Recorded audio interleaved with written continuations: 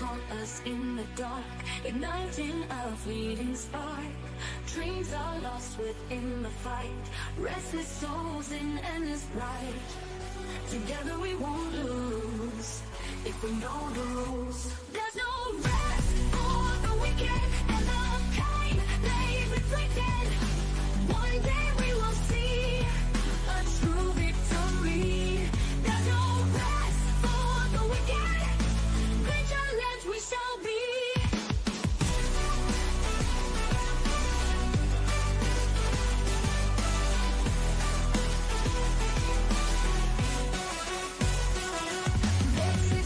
Damaging pain, trapped inside bitter rage.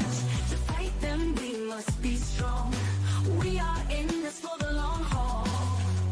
Together we won't lose if we know the rules.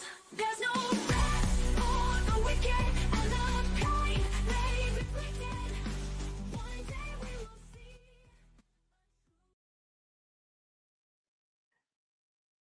Hello, everybody. Welcome all to the watch party for the 36th Chamber of Shaolin.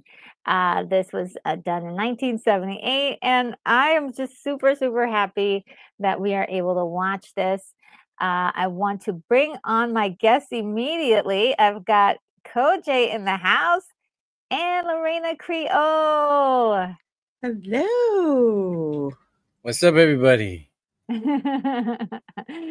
Yes, we're gonna watch this really incredible movie, and I'll tell you, the first time I watched this movie, I think it was, I'm not sure if it was Saturday or Sunday, but they were doing like movies on the weekends, kung fu movies like every weekend, and I would catch it, and just every time it was on, I would just watch it. So this was one that they rotated over and over, and there's like there's a couple of training montages that I was like just glued to because I thought that they were fascinating, and the opening is quite fascinating too.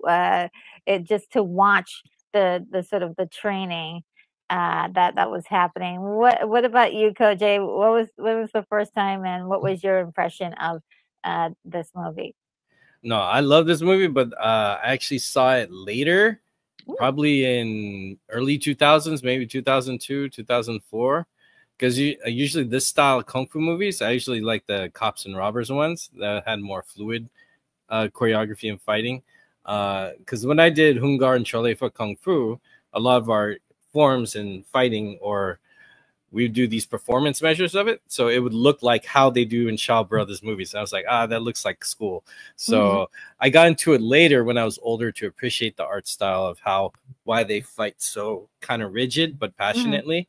And only when I understood more theater, I understood that to appreciate it. So this movie alone is rich in lore, content, history, filmmaking, and groundbreaking martial arts storytelling. Which is beautiful and definitely worth a study of its time, because this is also the year after Bruce Lee passed away. So there's a lot of heroes in cinema that needed to fill that gap. So it's chef's kiss of a classic. And you, Lorena, what was your first impression of this movie, if you saw this before? Oh my gosh, it has been a dog's age since I have seen this movie, and just pinging off of what I just saw Sean Ennis drop in the chat. When I was a kid, on Saturdays it was Creature double feature and Kung Fu Theater. Okay, that's it. That's the one I watched. Yeah, back to back. So this was one of those where I haven't seen it in a long time, but as soon as, like, say, within the first 2 or 3 minutes, I'm going to remember when I saw it. So this is going to be great getting to see the movie again. Also, one of the things that I like about this film is that the Wu-Tang Clan actually references this film. There's so many, there's so many kung fu references in Wu-Tang Clan songs. If you know, especially Wu-Tang. So special. Well, the name comes from Bride with White Hair and all that stuff, and a lot of them, like Killer Master, Master P, all of them are kung fu related in some shape or form. It was huge back then. Yes. Yep. These are really great references, and yeah, they did love kung fu movies and reference them quite often. It's just so great to see that so many people love these movies. Let me get to the chat really quick to see who's here. I see some familiar faces. I got DJ Knight in the house. How are you? It says, what's today's movie? It is the 36th Chamber of Shaolin. And I've got a link that is available to Vimeo, but if you have Prime, it is available for those of you who have Prime. What else? It might also be on archive. You have to look around. There's a couple of different copies, actually. There's one in the actual language, but no subtitles, and there's one with subtitles, and there's also one in English. So there's 3 copies. Yeah, I have the Mandarin one with subtitles. Yeah, that's fun. And let's see. Keith E is here. How are you, Keith E? Says, I'll be watching on Prime. Found a copy. They're also awesome. Let's see. Sean Ennis is here. Yes, he says Kung Fu Saturday. Yes, that was it. Because and it also says it was mostly on Sunday afternoons in my area. Yeah, I was on the East Coast, so in New York, so I'm not sure if it was Saturday or Sunday. I knew I had to get up early enough to catch the Saturday morning cartoons, right? Mm-hmm. I was like, Mom, go ahead and sleep in late. I'll take care of everything around here while I watch the cartoons, and then proceed with the day of just watching all sorts of cool things on the weekends. And let's see, Grandmaster Grab 87 says a bona fide classic. Best wishes for Gordon Liu. He's not in the best of health these days. Oh no. Yes, we send you many prayers and wishes of good health, Gordon Liu. What an amazing athlete, if you will, an actor. These movies are, definitely bring back fond memories of childhood and for me. And Stunt Brat is here. How are you, Stunt Brat? Hey, Stunt Brat. Roger, 36 hugs. Oh, thank you. Woo! I'll take them all. And says hi to Lorena. And let's see. And also says hi to Koj. And thank you so much, Keith. He says, remember to like and subscribe. Retro is almost 80% left to go to 100,000. You were so Slow and sweet. steady. You're so adorable and sweet. Thank you so much. I really appreciate that. And Tom Baker says, don't know this movie. Oh, yeah, this might be fun for you if you like kung fu movies. This is definitely, I would say, the top of the line as far as like anybody who loves this stuff from the 70s and 80s. They'll rave and rave about this one. And the story, one thing to say about these movies is they really spend a lot of time building really great stories. So that's an added plus. You will definitely get a wonderful story. If anything, if you're if anything, yes, Grandmaster Grabs 86 says you're in for a treat, Tom. Yeah, I think so. I think you are. And there's also the interesting things about this genre of film at this particular time are sort of the imperfections of filmmaking, which is like the dubbing, which I think to me is one of the coolest parts of it. People's mouths are moving, but they're the voice actors are not matching it, and that was part of the charm.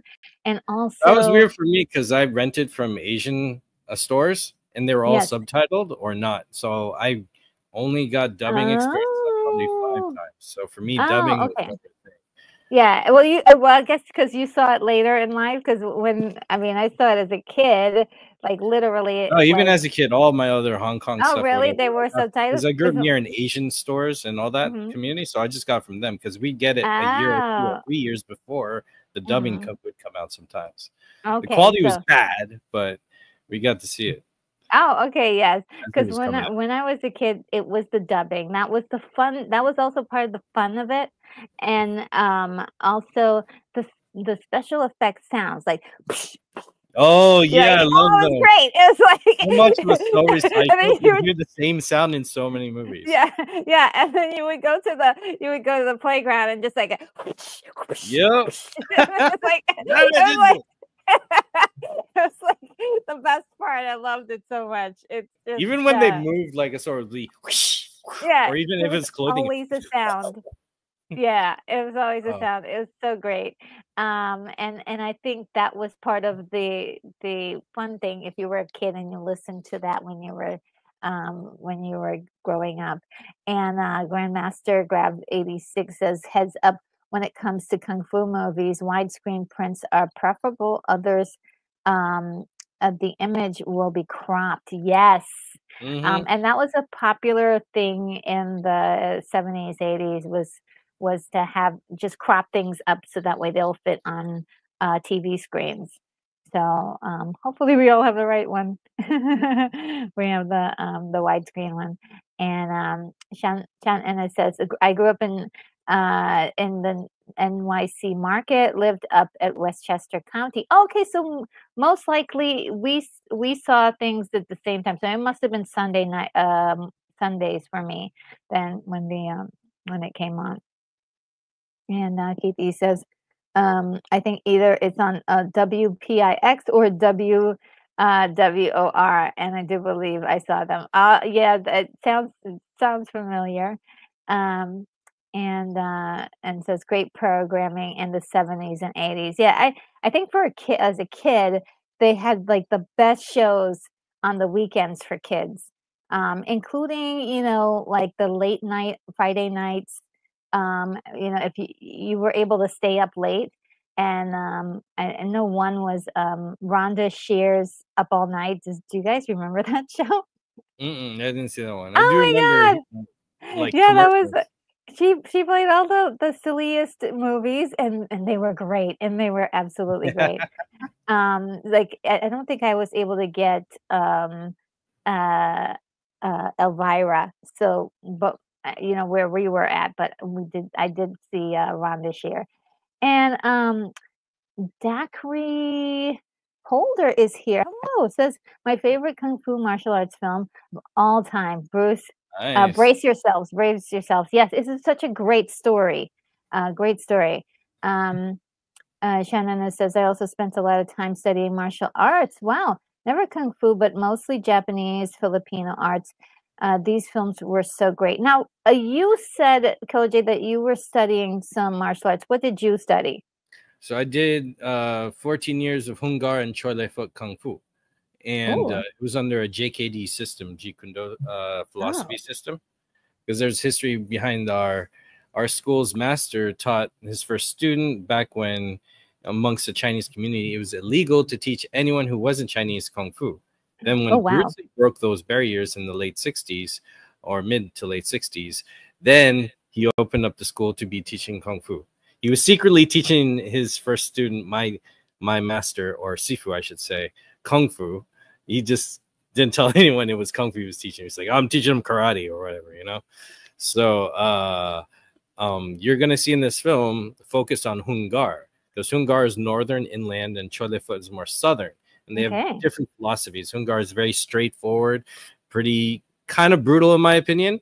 So a lot of my knowledge comes from my teacher, and then watching this film, I was like, oh, well, this is super Hungar all the way around, Oh, which makes wow. me feel it's probably shot and filmed in Mandarin, which is weird at the time because usually Hong Kong cinema is mostly Cantonese because they stick Mm. to the southern regions of filmmaking and they're more rebellious against the government, as we'll see some stuff in this movie about the government.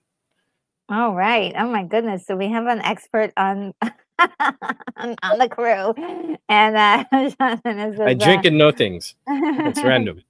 But yeah, Shannon, I did that for a while. So it's good seeing this. It's like a slice of home a bit. and Shannon says, of course, the Japanese were always the bad guys in kung fu movies.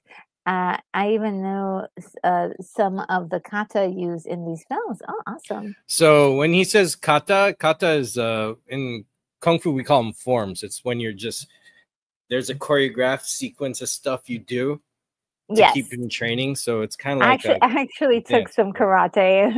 So you know. For the audience members who don't know. When I was a little, Wow. but only just for a little while until it came to the part where you had to actually fight, and I was like, I'm out. Oh, Yeah, yeah, things I change sparred when for you like get 2.5 punched in the years. face. Yeah, When you get punched in the face, things will change drastically about your ideas. Yeah, first time I got punched in the face in sparring, I was like, "Oh, that's what stars are. It's like reverse Star Wars. All the stars are going this way instead of that way." I was like, Yeah. and I was like, "Oh, the ground, I'm falling." So I it's was like, interesting. yes, I'm a lover, not a fighter. I signed up for dance soon after changing my. Hilarious though, but I've always been a fan. So let's get It's still in things your heart, started. right? You got a little. Yeah, you know, I love watching it, and I admire it quite a bit. And of course, let me just Retro might be a get secret them. master. I wish. Let's see. 1 second. Let me. There is something I wanted to kind of do before we get started. I wanted to talk a little bit about the movie, and it's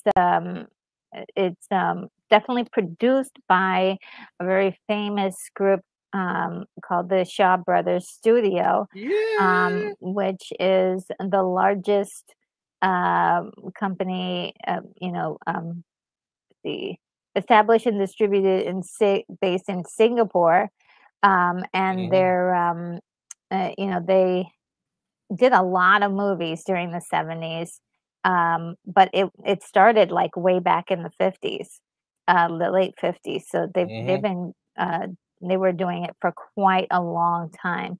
Because there's And a lot of Kung Fu black and white films that not many people rewatch. Those are hard watches, but a lot of history. These studios have been around for a while, bringing it to but they were definitely famous for doing these incredible stunts that no one had ever seen before, and it actually hadn't been really tapped into until like maybe the late 80s, I would say a little bit of the 90s, but really like movies like The Matrix really kind of accentuated those kinds of forms of filmmaking and stunt work to do with fighting.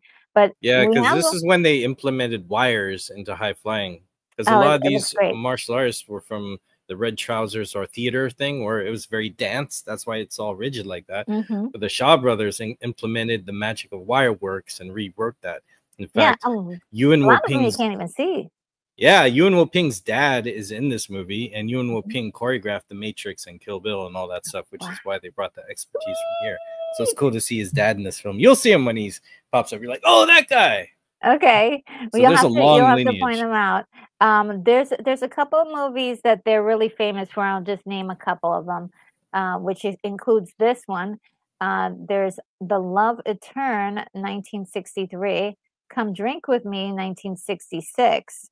The One-Armed Swordsman, 1967. King Boxer, 1972. Executioners from Shaolin, okay, 1977.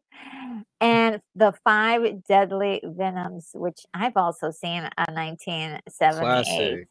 Yeah, so you see some of those actors in this one too. Yeah, so good.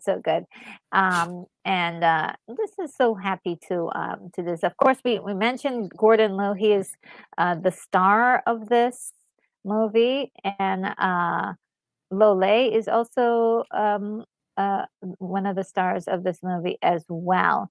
And yes, it's going to be good. This is about a disciple of Shaolin that lived in the I guess you would pronounce it Pink Dynasty. It starts with a Q. Yeah, the Qing Dynasty, I would say. The Qing Dynasty, you said? Qing Dynasty. King. Yeah, you say King or Qin. I think Qin is more accurate. Qing Dynasty during the 17th century. So that's nice. I like learning new things. All right. Who the locals found to be oppressive. That's why you see some things in this movie where they have like little resistance and civil rights movements and protest symbols in this film early on and towards the end with the bad guy. So that's like some of the political backdrop, which is cool, which is rare nowadays. Nowadays they can't do a lot of political stuff because of Chinese rules.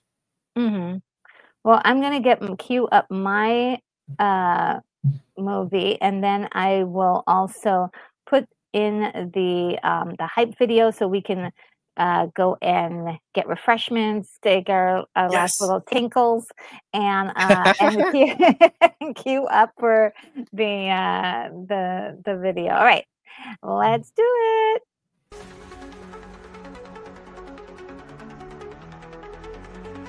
Come on, it's party time. Hear the alarms chime. Let's watch a movie. It's time to get groovy.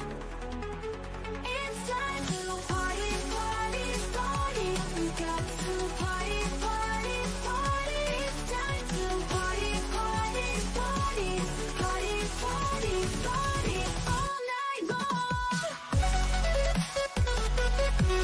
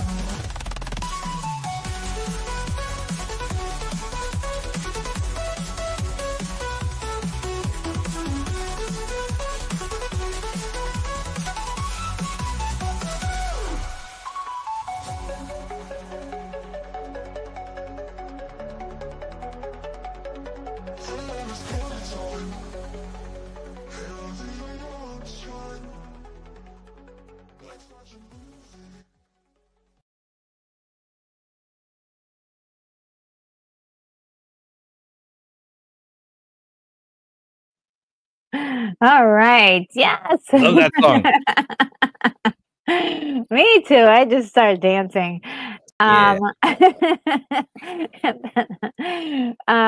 So I just wanted to let everybody know where I have a visualizer. So I guess just to any new people who've come to hang out with us today, the way it works is that we have our copies and you have your copies, and we watch our copies together. And we use several means of doing that where we can all be somewhat synced up. I do have a visualizer that will help us to stay on track, and the visualizer will have closed captioning, which you can read also to help match things up, and just in case we get like there's buffering or anything like that. Also, I noticed that the beginning of different versions of this movie starts off differently. Where we're going to start off is going to be where the young lady is sitting on a rock or something, and it's sort of like the opener is that part. And if you have Amazon if you're watching it from Amazon, you're perfect. Just every other location they may have like an FBI warning, or they may have something else. So you want to zoom ahead just a little bit until you get to the opening with the young lady sitting on the rock, and you that see her company logo where it spins around. Her silhouette. Yeah, I have it at the blackout right before that. Awesome. All right, and so for the timer, so we can all start at the same time. I have my timer ready. I see some faces in the chat. Sergeant Giratana, hello, and also Ron. Great to see you from Follow the Bradley's Fun. So good. Let's see, anyone else? Yeah, I see. Those are the ones that I see. Awesome, awesome, awesome. Yeah, yeah. So Lorena's having lunch, so she's off camera. And let's see. Anything else? We're good. We're good. We're good. All right, guys, we're ready for the countdown. And this Ooh, is I gotta get ready to exciting. press This is play. exciting. Woo! I'm hyped. This is gonna be fun. Yes. Okay. Ready? 5, 4, 3, 2, 1. Play. And let me get a good. Let's see if this will be a good layout for us. Shaw Brothers. I always feel like Warner Brothers ripped off of them for their logo. I wonder what's going on with my. And this film was the inspiration behind the Wu-Tang Clan's first album, Enter the Wu-Tang. Mm-hmm. They Oh, even had an album later with like the 36 Chambers. Mm-hmm.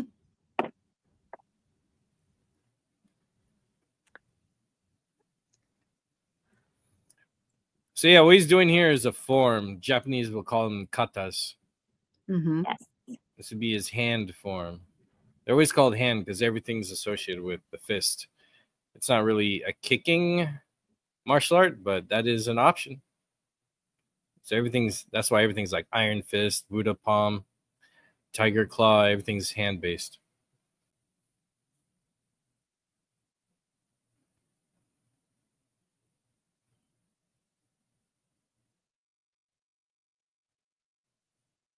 My timer went bonkers. It did not work. Oh no. Yeah. That's okay. It's like, yeah, you know this movie is going to be dope when you I see this know. montage. I Mhm. know.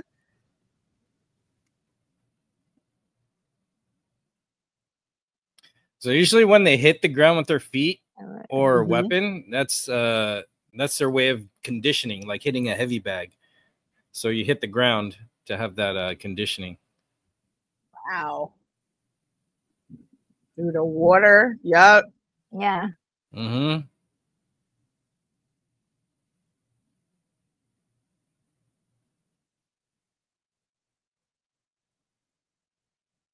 That's a lot of water. Mm-hmm.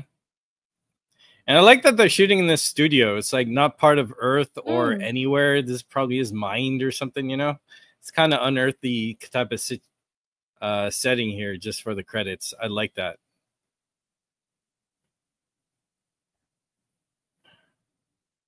Another set here. Oh, I forget what that weapon's called. I think it's like a spade, a hook spade.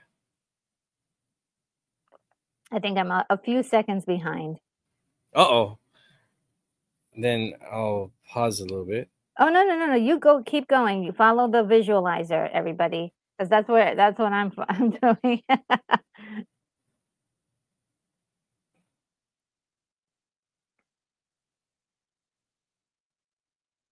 Dang it, now I'm a little bit behind. I love that visualizer though. Yeah, it's a great way to like make sure everybody's on Yeah, I need to do lined that up. with my watch parties.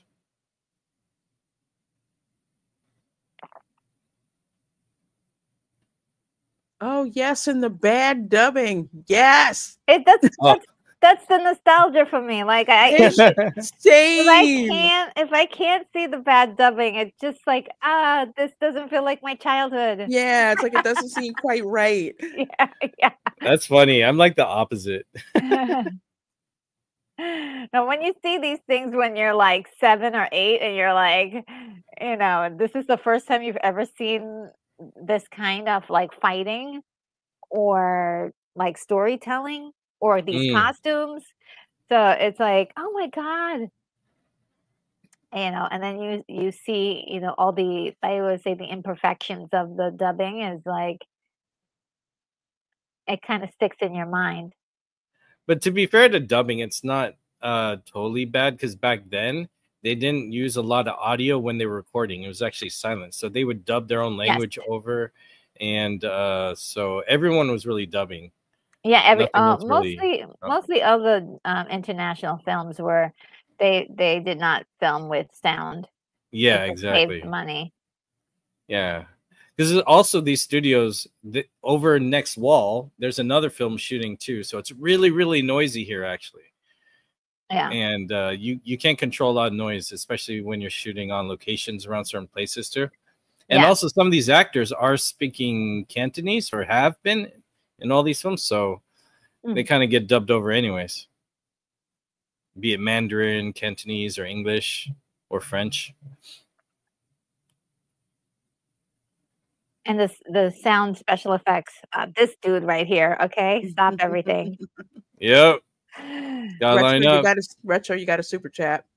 Oh, From thank Darth you, Plato. Darth Plato. How are you, Darth Hey. Plato? Good to see you. Hello, everyone. Hello. You gotta do. Yeah, move your mouth like a little extra. I love it. Thank you so very much.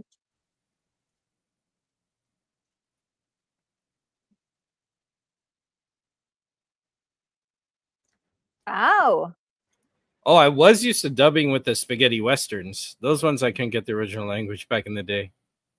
Oh yeah, I remember those too. And like the Hercules Greek movies that were Italian also that were dubbed. Yeah, they were all dubbed because they couldn't.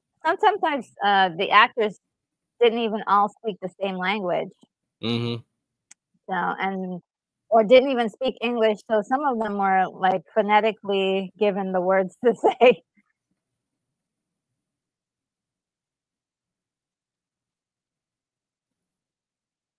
Now, a lot of these actors all work for the studio. Like they're not auditioned, they're just assigned because every day they show for multiple films. Like they'll be shooting for this film in the afternoon, they'll be shooting for another one. They just get a schedule and they're either promised a certain lead role or maybe not.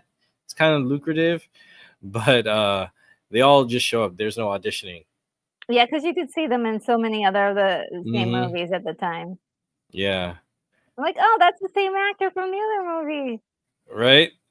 But I have to give it to this movie. This movie probably had the best wig setup because other movies you could tell it's a wig. This movie does a pretty good job of not showing you that it's a wig because a lot of these actors have short hair, even their long hair. It's a lot of wigs.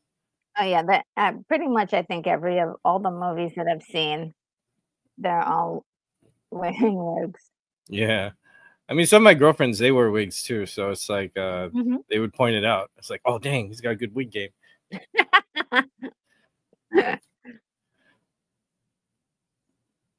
Yeah, I don't know. For some reason, as a kid, I always knew that. I don't know. I think ladies pick up on stuff sooner. Like I'd be watching wrestling shows, like, "Whoa, her hair is great." My sister's like, "That's a wig." It's like, "Oh, it got cut! Oh my god, look!" Ooh.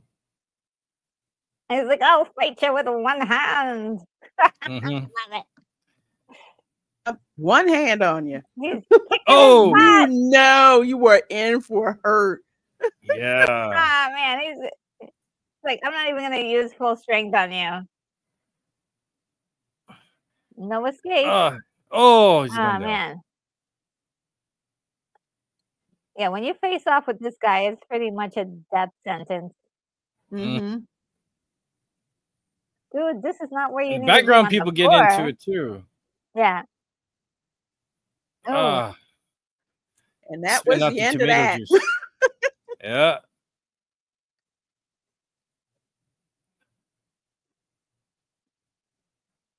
And that's very common. A lot of kicks would be below the belt traditionally. Mm-hmm. Bruce Lee was one of the people who broke that rule.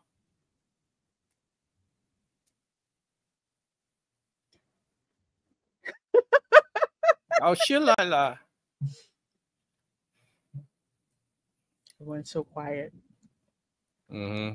When they were acting just crazy not too long ago. Yeah, he knew that they were doing. He heard them.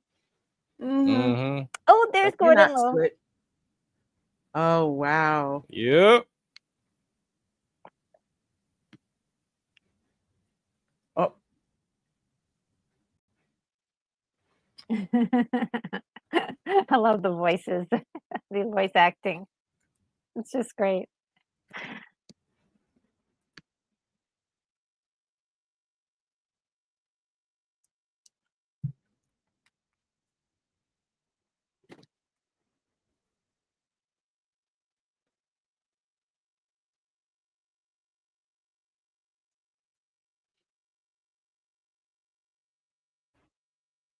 I forget the guy who's acting as a teacher, but he is also a kung fu director. Mm.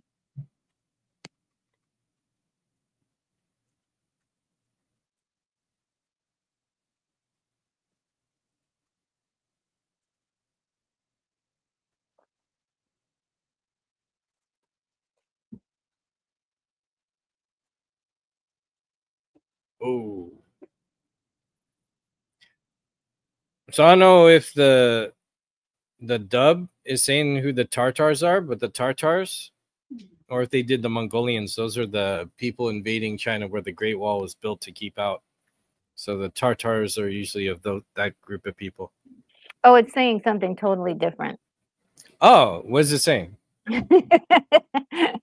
It was saying that Mongol? no, they didn't say Mongol. Oh snap. That is humiliating. Yeah. A definite sign of like you better act right or we're gonna get you next. Yep.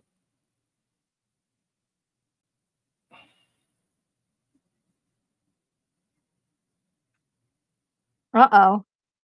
Oh, he's in trouble.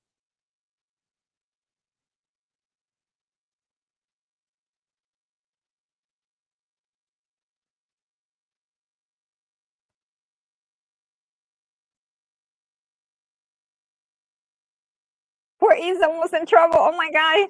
He's about to get in trouble. Oh no. Now I'm behind. I gotta catch up.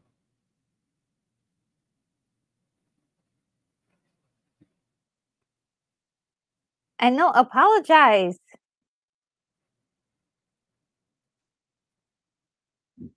Oh no.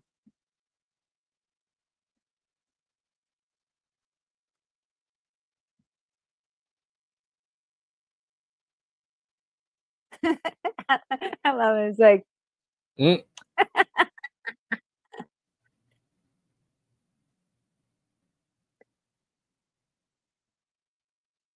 mm. Yeah, you can't mess with that guy. Nope.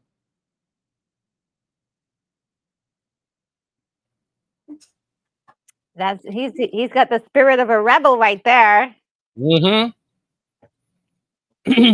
Another cool thing, a lot of people connected with these early kung fu films is like they would have these themes of civil rights movements that I think resonate with people globally. You know.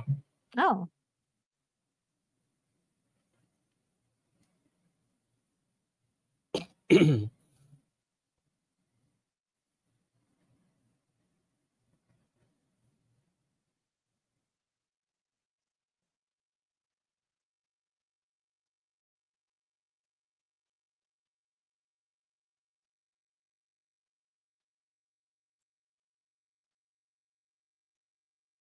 Ooh.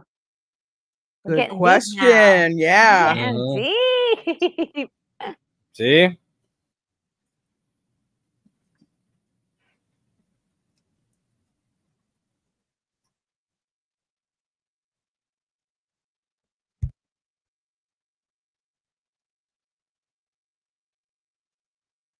Oh, it's crazy. The Manchus, they're calling them, Mm. not the Mongols.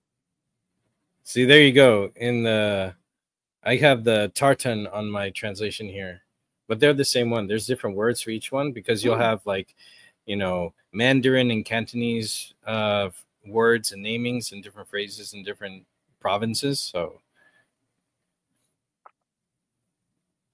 it'll be different here and there.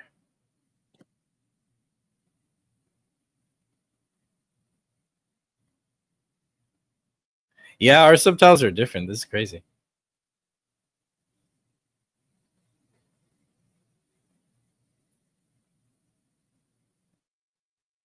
I love how brief the soundtrack is. We just had those violins go and then nothing. Oh, we don't have those. Oh, dang. Never mind. Whoa. I was like, no violins. You hear that right there? No, Oh, nothing. dang. You don't have the score? Oh, dang. You're missing out. No, I don't either. All right, now we have to do a watch party with Yeah. I'll host. I'm usually the subtitle show guy. Yeah, because sometimes the words are totally different. They would change the dubbing to fit the mouth, so it's not as obvious sometimes. So the dialogue would change.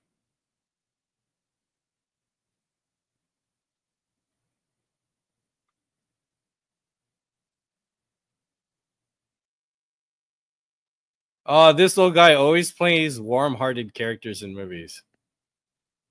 This old man.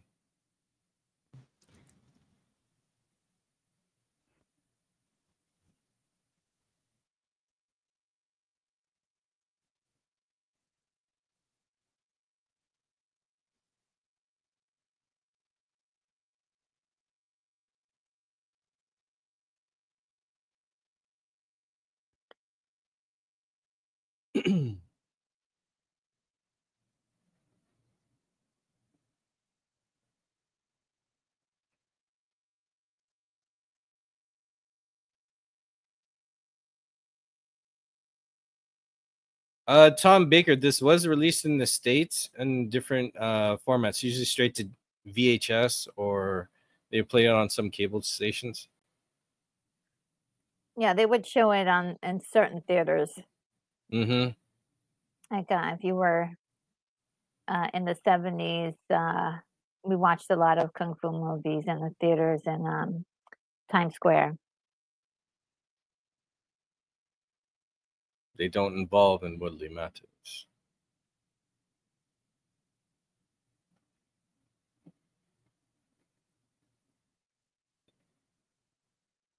Yeah, I think you have a different version than mine. Mine is longer.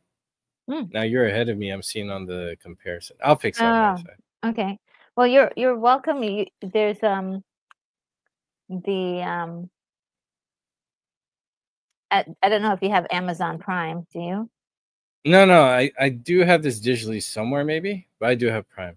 I could sync up on that one. Yeah, you can sync up like real quick. Yeah, I'll do that. Because I think the one I have has longer scenes, and because now you're ahead. Interesting. I didn't know that. Yeah, it sounds like it's a totally different storyline too. Yeah. That is also another kung fu thing. Like some movies, when they get made here or brought here, sometimes they cut scenes out or something and trim it down. It makes sense. I think that they were doing everything back then as a means to change or to make it for an American audience. Mm-hmm. Ooh, they killed a whole bunch of people.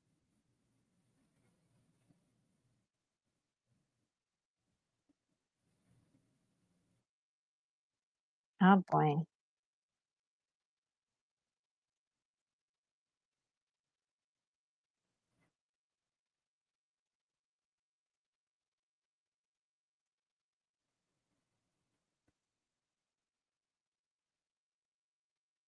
Ooh, a secret note.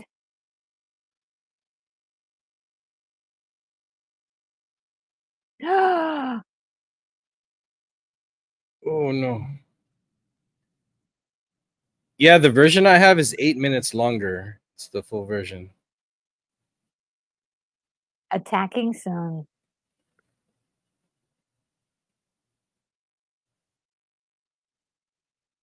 Oh boy, this is not the time to forget. Tang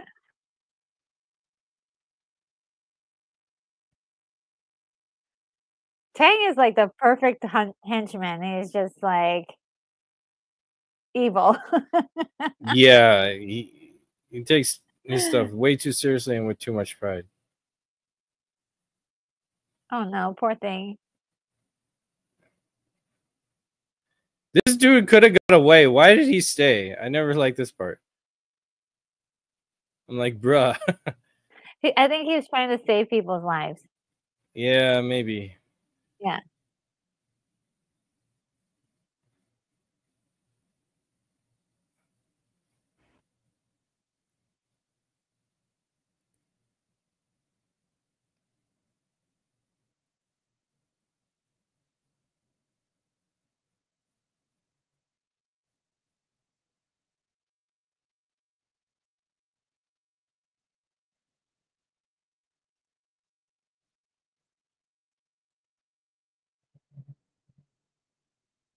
Oh boy, they're in trouble.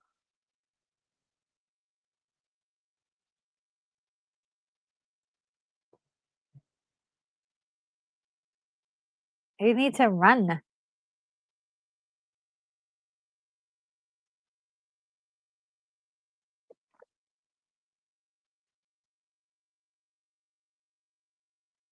Well, what happened to all this? Like, oh yeah, we need to fight against these guys. We need to speak up. We got to speak our minds. Now they're running away. Yeah. When they go to killing, sometimes some people just run. They're like, oh no, that's his dagger for possibly. Oh yeah, TP says Self-termination. I'm hearing the music now. Yeah, me too. I heard like drums.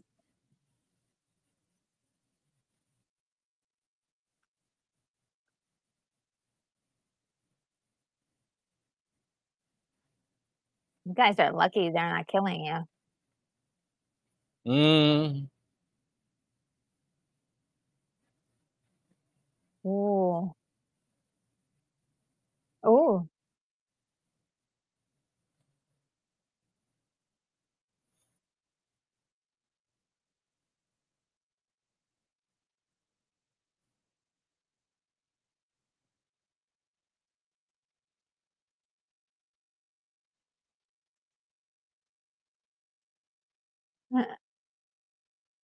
Oh boy.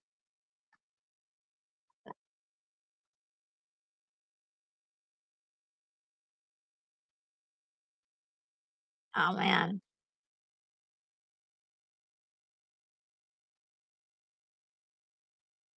Oh man. Oh my God. Murder, death, kill. Yep. we're at that level.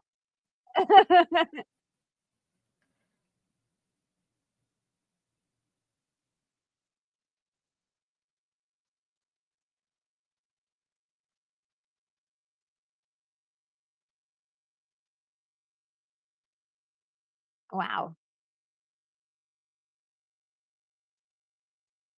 They don't like capture you for questioning. They just go straight for the kill. Mm. Sorry.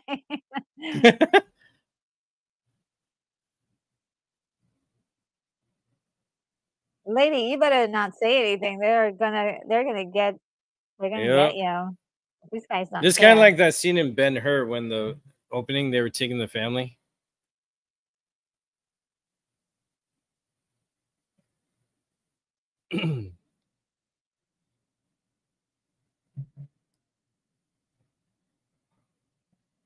He's so stubborn. Mm-hmm.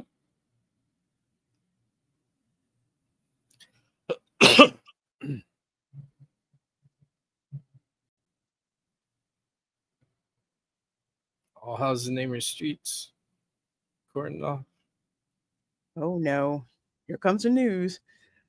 So, yeah, they most likely killed everybody in your family. Mm-hmm. Mm-hmm.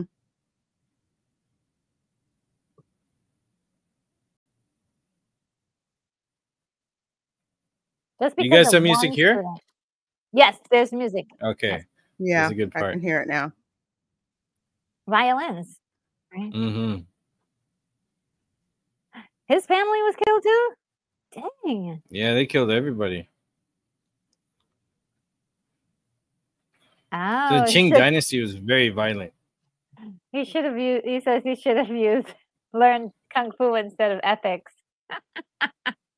Wow. but they're one and the same, which he will soon find out. Yes. Uh-oh.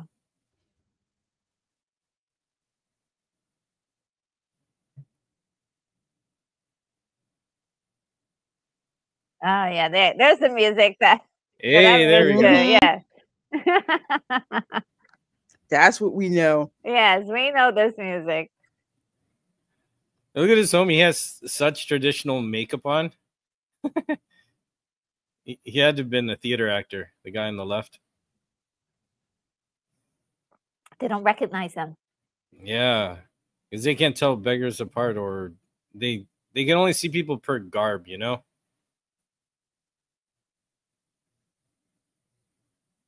Why did they give themselves away?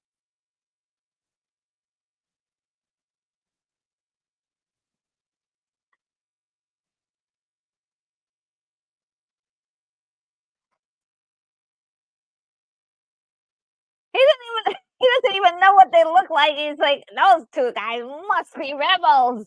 Yep, that's what they do, you know. Assume. He would fit nicely in the Star Wars universe. Yeah, right. Yeah, I know, right? Any Rebel tyrannical scum. empire. This guy looked at me funny. Rebel scum. Mm-hmm. I don't like his hair. He must be a traitor. The Yes. traitor to the empire. Ooh, are they gonna steal their horses and leave? That would be super, super dope. Come on, do it, do it, do it. Yes. Oh no! Oh, whipping him. Dang. Oh no! Oh God! General Tay, don't do it.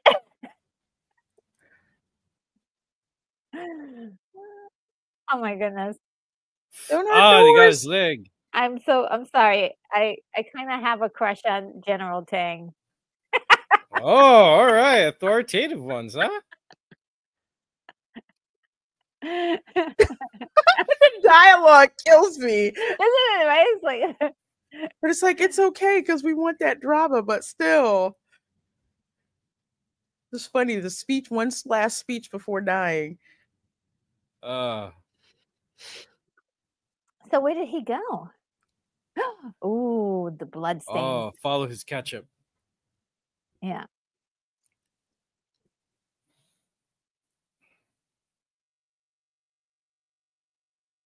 Okay. He's looking right at him. Dang. Come on. I can't see him.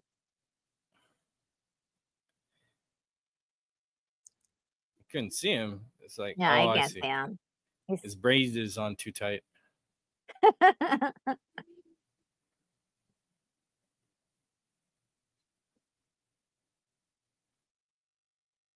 poor kid. Yeah. This is the part of the movie where they do kind of like their best to do a time leap, because we're going to see his injury get worse and worse, because I think he's been walking for like maybe 3 weeks or a month before he gets Yeah. there. Look at it. It's starting to go. Yeah. So, and then look at his face. Yeah. He's more dry, like he hasn't had a lot of water. Oh gosh. Now we have another time jump. He's on crutches, Oh, he's on crutches? or one crutch.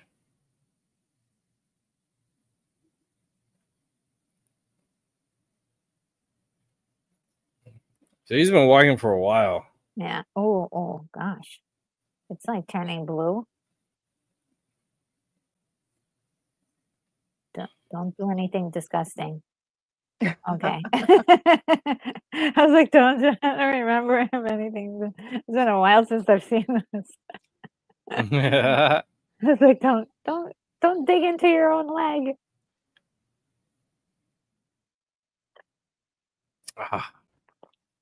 He's super thirsty. Yeah. I mean, you need water. Without water, you can only go for 3 days. Mm. Without food, you can go probably 3 weeks, 2 weeks.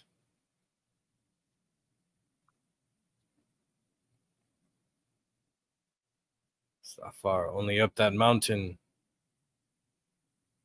It looks like you're not going to make it. This guy.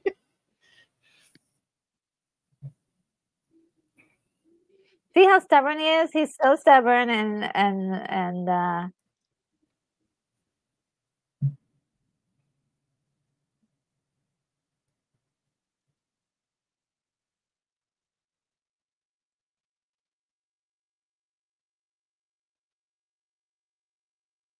oh, okay, some smart moves there. Yeah, in a way, this is like his first self-teaching. Like, think smarter, not harder, which is a Yeah. theme that'll go on throughout the whole 36 chambers of training. To go about things smarter, not harder, and balance, and all this stuff, you know. Yeah. Oh, yeah. They're like, oh, this Go, you'll be feels like- punished if you're late. They're like, oh snap.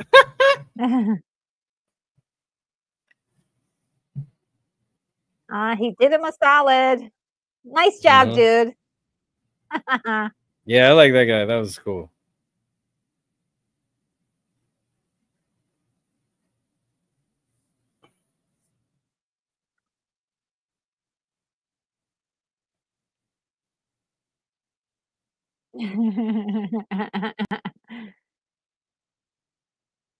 Oh, Sean Ennis says, actually, I did There you learn go. one form of the Chinese broadsword being used in this duel. Oh, wow. Oh, nice. That was, I guess, earlier, one of the earlier duels. I have my broadswords. I can show you guys after this. Ooh. But earlier we saw one of the guys from Five Deadly Venoms, one of the actors, who was getting the food out. Oh boy. Oh no. It's raining men. Hallelujah. I know, right? Why would that happen But it's to me from when your I- groceries. I know when I go get groceries, that doesn't happen to me. There you go. You got a coupon. You got a man. Man inside. Ooh, okay. Or like cereal boxes back in the day. Oh A yeah. toy would be in there. Kids don't know. That was the best, actually. Right? Yeah. Turn the whole thing upside down in a bowl, get the prize out, then try to stuff Mhm. the cereal back in the box. I know, right? Yes. Yes. I like the ones where it wasn't mixed in with the food. Some of them did that where it was in the box. Mm-hmm. Oh yeah. But usually it was in the food. My mom was like, "You gotta wait." I was like, "Dang it!" Dang it, I want to wait. Or the Then they Cracker Jack box with the little prize inside. Yeah, They used to be good prizes, but then they just always they got cheap after a while. yeah, they did get cheap after a while. And like the old school bazooka gun where you had like a little cartoon inside of A it. little comic Yeah. strip. I love that.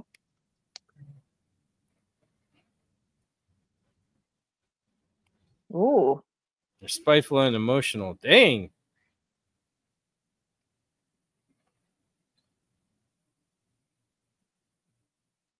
Get out.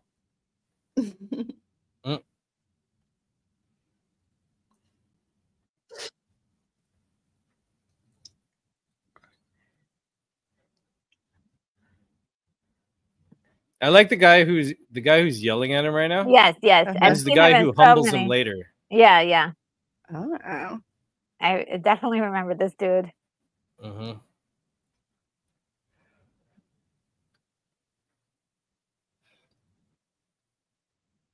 I love this voice actor. The voice acting voice. And this also feeds into the trope of, the temple that gives sanctuary. Yes. Mm-hmm. And not just sanctuary, but you have like this character growth that happens while the character's there. Mm-hmm. Oh, I love that. I love that. Mm-hmm. They did a film called Shaolin with Andy Lau much later, which followed a similar type of story where he's a rich guy who's lost his wife and daughter, and then he became part of the Shaolin and went through this whole character journey. Oh, that sounds It's pretty familiar. cool. very. Yeah. Well, you're probably familiar with Andy Lau.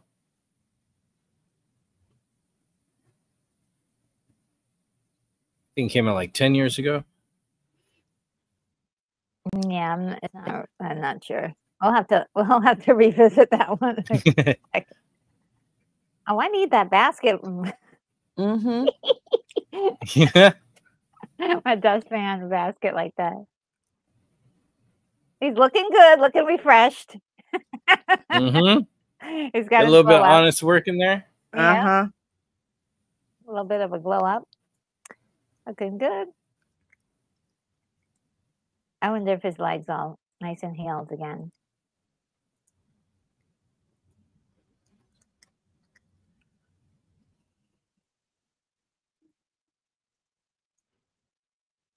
Santa.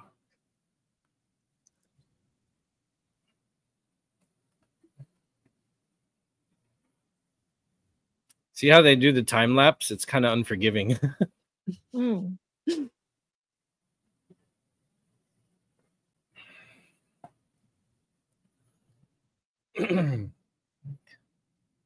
Don't hide anything from Buddha.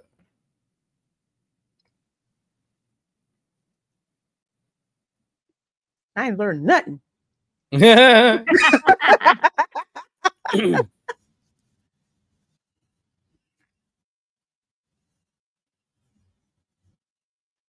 So I got the one I have and the one you were watching playing back to back, and I'm just fast forwarding my one. It looks like the difference is like there's longer seconds of scenes in between a lot of dialogue, and some sentences are cut out in the one you guys have. Mm. Oh, okay. It's very interesting how much of a difference there is.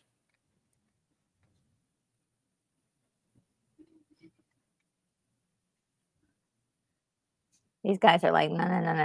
We don't fight like that. Yeah, you're going the Mhm. wrong way with this. Yeah.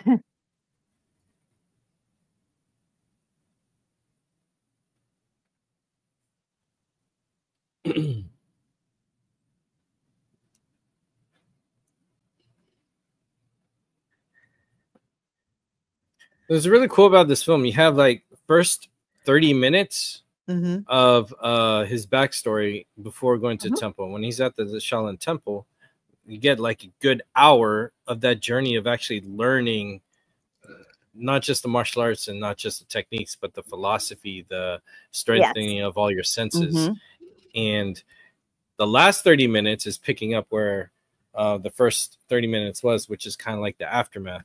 And it kind of goes along that kind of fast pace of him going back to the world with what he knows and what he's going to make a difference in. So it's an interesting balance where half of the movie is training, the other half is the story, but the center of the whole character arc is bettering himself in this temple.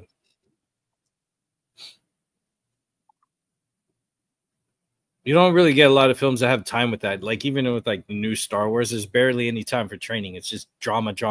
There's no focus on what it takes to attain peace. Yes, What is right training and is wrong? necessary. How do you make yourself better? You know, that's Yeah. like thrown away these days.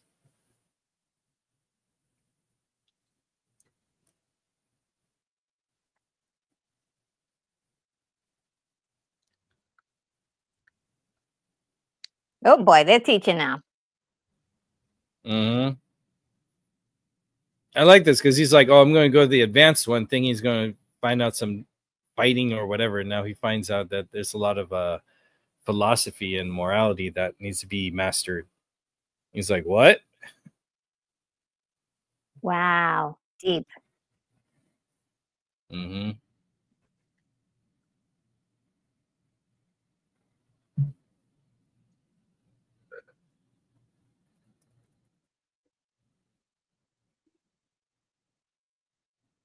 Without wisdom, no gain. Oof.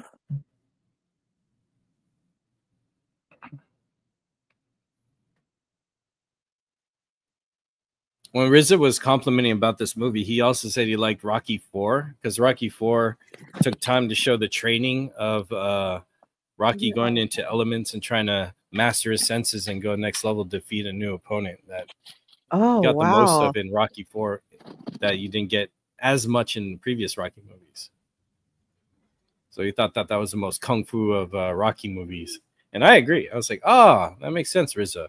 Mm-hmm. The master is so cool. He's like, if you don't get what I'm telling you, you get out. I know. Boom! Then pushes him. Yes. Like, dang. Hadouken force pushed him. Yes. Like, this isn't kung fu, man. There's a highest The form you final learn. The form most of kung fu. advanced. Final form. Yeah. Now I'm willing to start from the bottom. How far down is it gonna have to go? Back to cleaning again, probably. Mm-hmm. Wow, that looked like a force push to me. Yeah, that was Right? that's like probably one of the deep. Oh, I love this. Well, the force comes from a lot of kung fu and Asian philosophies and martial arts. This is great. This is great. Everybody's just jumping off these logs like Run nothing. fast. Yeah. Mm-hmm. And he's like, how do you do Maybe it? I'll try this one. This one seems kind of slow.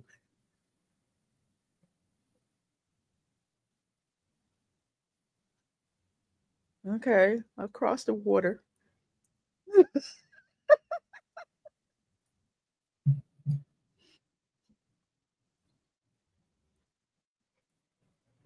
said, I want my I food, love it. man. Yeah, watch this. Okay. Whoa. And we all knew it. Yes. We all This knew is it. a great part. He's like, oh, okay, I guess I messed up, so I guess I'll go. Yeah. I don't think he can go. Pure body is light. Steps stable. Stance is firm. Don't enter the hall if you're dirty.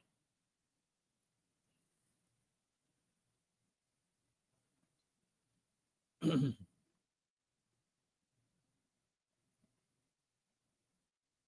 is so great.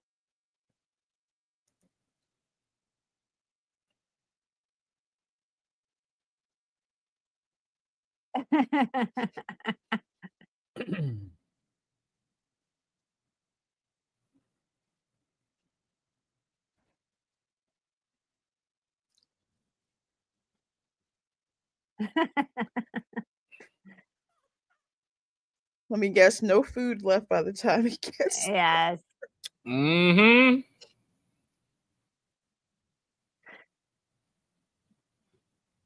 Yeah, there's a whole like amazing sequence here. I love. Oh, Joseph Begay! Oh my goodness! Wow. Okay, I lost track here. Oh wow! Thank you. See, Sonic Jaded joined us today, so good to see you, Sonic Jaded and Joseph Begay. Hi there. Says it's summer in Alaska, so it's time to be outside. But here is but there's enough time for this, and also gave us a 10 gift membership to the channel membership. So that's awesome. So congratulations to all 10 of you guys. Harlem Nights, Oh wow! DB, D Bud Martin, Terrence House Guy, the Bob Nightmares, Dr. Bob's Nightmare, Scotty. Oh my goodness, Scotty. Hello, Scotty. R37, Sandy Q, Swift -1, Charles Claude Felter, Andrew Pegliotis, and yeah, that's awesome. Awesome. Thank you so much, Joseph. Really appreciate you and have fun out there. It's like, I know in Alaska, you gotta enjoy the summer as much as possible. And Joseph also says that remember gifted memberships last 30 days, starting from the day they were received today, and you will and will expire unless renewed. So There's one part of inconsistency because at first when we were serving the rice, the milk rice was really stuck together. But this one, Yeah. it's all watery. mhm. But I think they did that for dramatic effect to show it spilling out because milk rice is very sticky. It won't fall out that easy.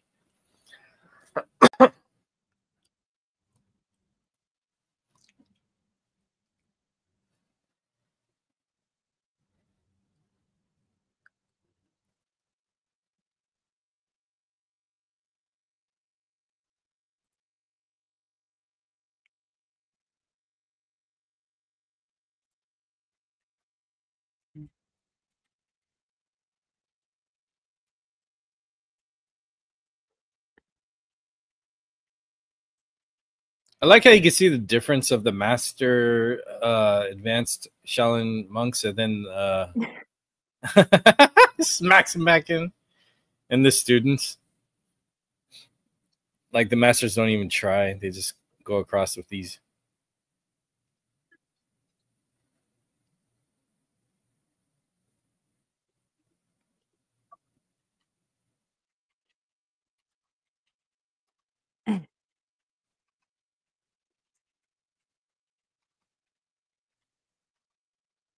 Oh, poor kid. Mm-hmm. He's got to learn how to do that with the logs. He's got to practice. Come on, kid.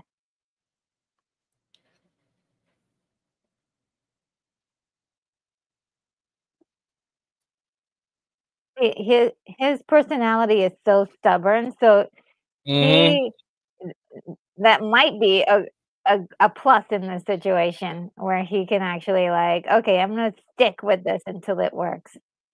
Yeah, I think that's kind of his gift. He learns to focus his stubbornness on Mhm. one thing at a time to get to where he needs to be, you know? Yeah. Because then, Okay. you know, we're going to see the game switches on him every now and then. And later on, his adaptability, his focus gets more tuned. Yeah. He's getting better and better. All right, Mm-hmm. now you got to jump over these logs. Do you guys Is think you would be able to jump over these things? Nah, it looks too slippery. Like Yeah. if I'm in American Ninja Warrior, I'm going to fall. Look at this guy. He has to flex. Look at that. Bam. Oh, What? bam. Okay, mastered. Yeah, but the master saw that, so he's gonna up the game now. He's like, fine, since you did that, we're gonna go next level for everybody. Everybody has to do it like this now.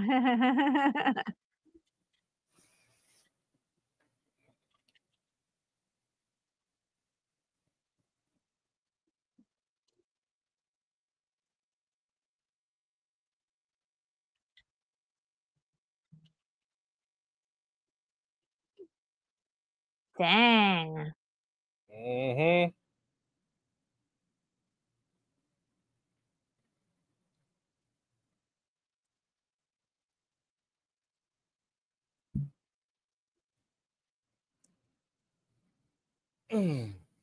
Man.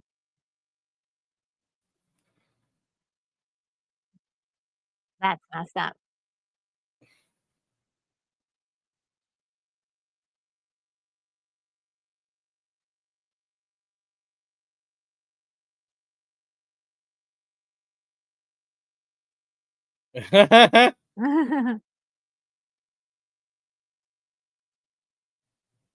He's like, I gotta help you guys now. Harder your step, faster it sinks. Oh, I love this part. Me too. This is so good. Throw the plate into the water.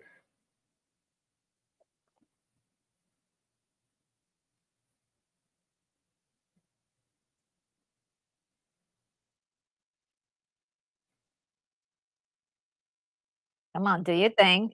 Oh. Okay. I love the sound effect, by the way. Mm-hmm. Sound like a vase fell over but didn't break. Yeah.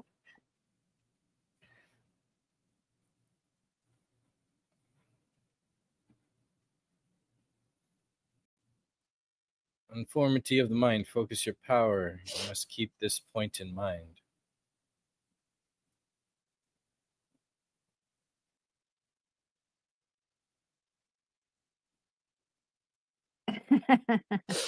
He's dreaming about skipping the log. He's even training in his sleep.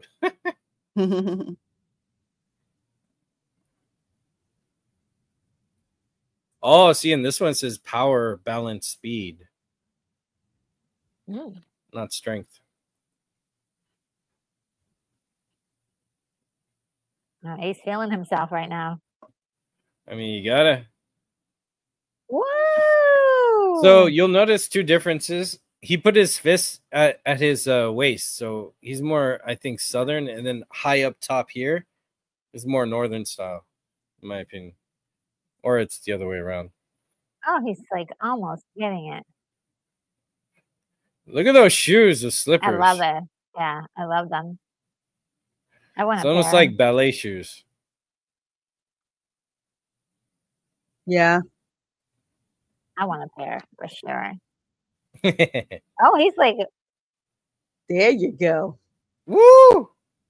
Like that surfboard trick. See? I know, right? Character growth. You see him fail and fail and Mhm. fail and then learn a little bit, fail, Mm-hmm. eventually learn. I love that. Oh, That's a okay. good. That was a good. How many minutes was that? I mean, just for the logs, I don't know what, like 7 20? minutes.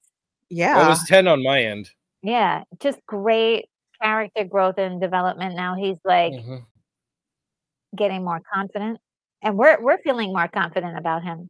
Yeah, because Mhm. we're getting this. It's like, okay, now at this point, every difficult task, there's I some love this skill, part. wisdom it's going to give you. Yeah, You like this this next part? teaching, this next teaching is another one that I remember so much when I was a kid. I was like, oh no, come on! I was like rooting for my boy right here.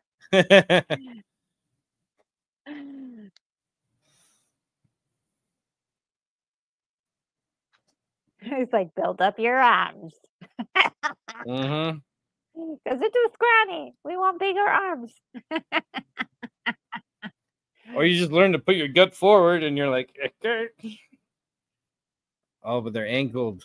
Yeah, So they they all get get you. ya. They get you in the side.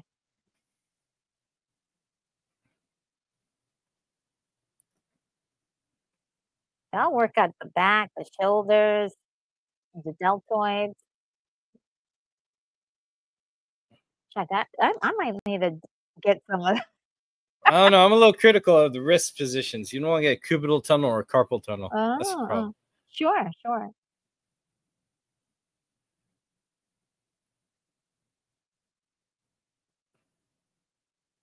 I mean, if it's not too heavy, you can adjust how your wrist is holding it. Yeah.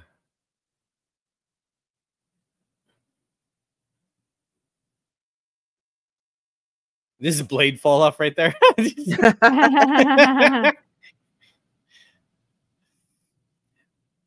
And he's like helping other people out with it. He's such a master now. Yep. Team player. The music. Oh my gosh. Teacher is pleased. You got knives between her. That's messed up. Oh, check it out. Stop them from falling. Yeah. Using more skills to help his homies out. Look at him. I love it.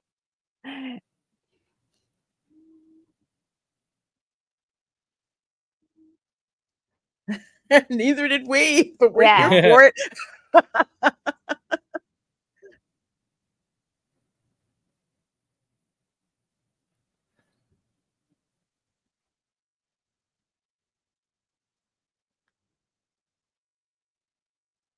Dang, you violated our rule. Leave. Next He's chamber. going to the next chamber. Perhaps that was the lesson. Yeah. Right? Yeah. Usually there's a hidden lesson that they don't tell you about that they want to see. Yeah. I think that's a good skill teachers have or can do, because you want to because it's not just learning technique, it's a spiritual journey. Because when you achieve spirituality or a spiritual focus or belief system, that inspires creativity.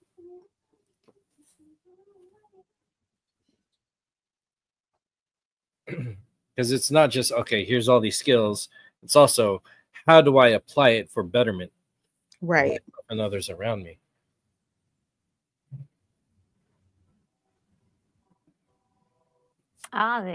He's got to build up his strong wrist.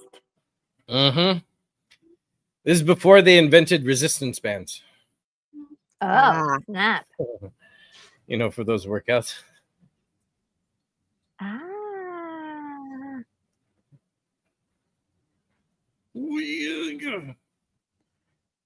Use one arm, not two.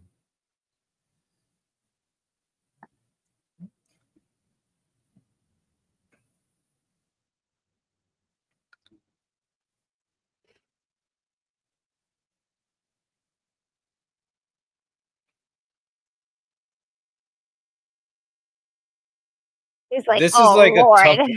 tough. This is a tough watch for people who are not used to kung fu films. They're like, Yeah. "Oh my gosh, nothing happened. I just a bunch of banging."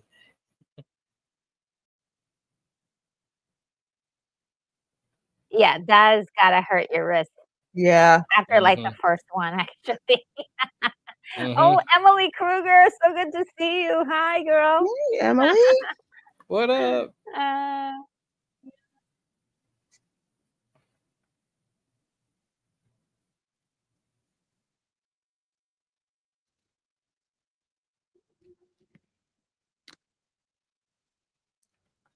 Sean Ennis says, I used to work out with metal pipes filled with concrete, made my grip strength insane. Wow. Mm.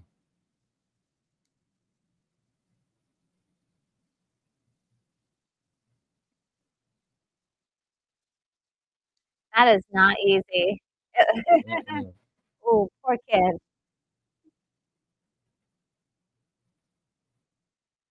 He's about to cry. Oh no.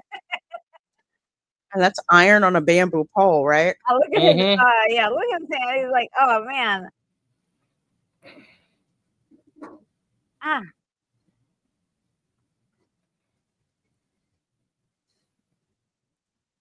Such big gestures of acting, you know. Yeah. It's so theater back then to sell to the crowd in the back, you know. So really, Shaw Brothers are like the kung fu version of Rogers and Hammerstein. like a Like it's scene very like this, theatrical. so like it wouldn't seem like it would be oh, look at those guys. Oh, they're all messed up. Oh man.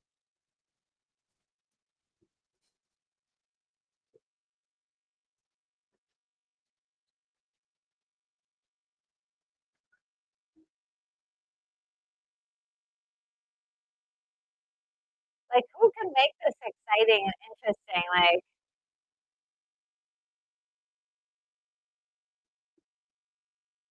There, he's holding it better. Hmm. he's doing it faster than he is.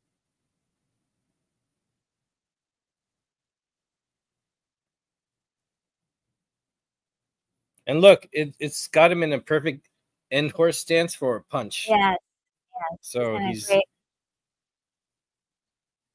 because the cool thing about resistance weights is it strengthens the muscles in between the joints and such that you need, not just targeting one big group, but then ignore the ones in between. Hmm.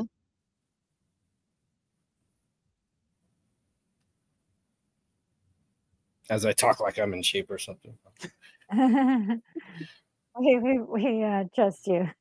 Yeah, I'm just out of practice. A lot of potato chips.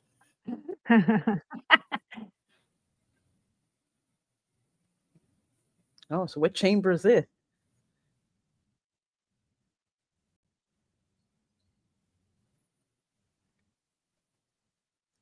Oh,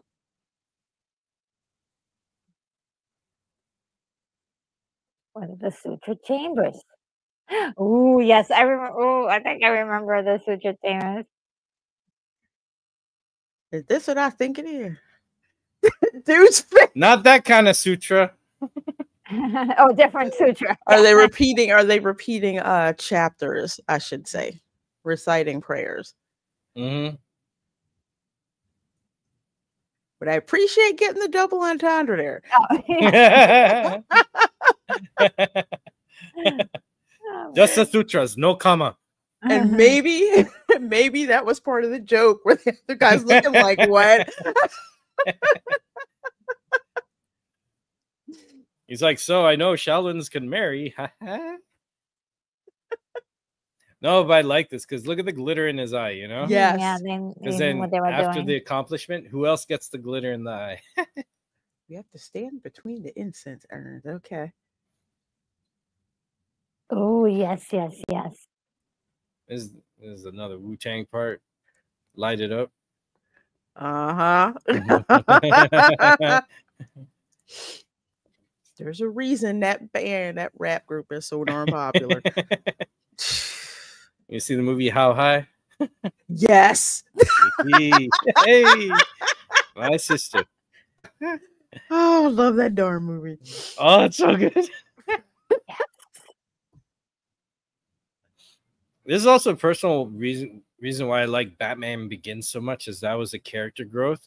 In the first beginning, when he's training with the League of Assassins, he kind of went through his own chambers of training, and they kind of montaged over that.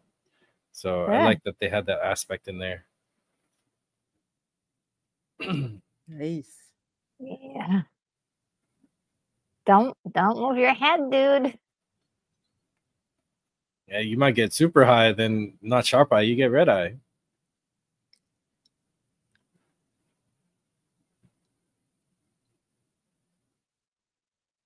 I like that shot. Someone's got a light just focusing on him, matching that. Yeah. Like back then, you know, that's a dude holding that, or two people. Most likely.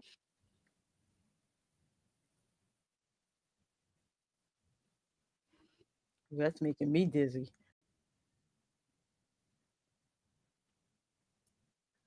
He kind of looks like my nephew in trouble.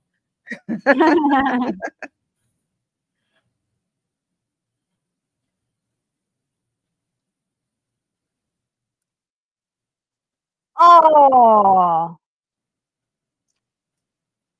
Try again. Oh, double kiss.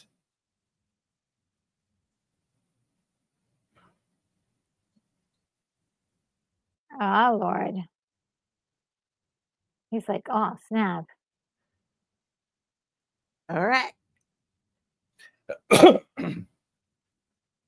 Where's my phone? I have my notes here. So you're seeing the swastika symbol in the background. That comes from Hinduism. Mm-hmm. And when it's which side is that? Okay, that side is going in the direction of the involution. When it's going the opposite side, it symbolizes evolution of the universe. So the opposite of evolution is devolution, to go inwards.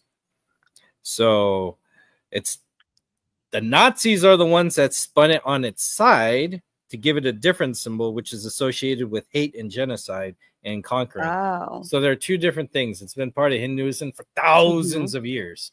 But if you take the symbol and flip it, one is about creation, one is about post or pre-creation, or universe and sub-universe, and harmony and peace. But if you turn it sideways, it turns into the Nazi theme, which is a totally different thing.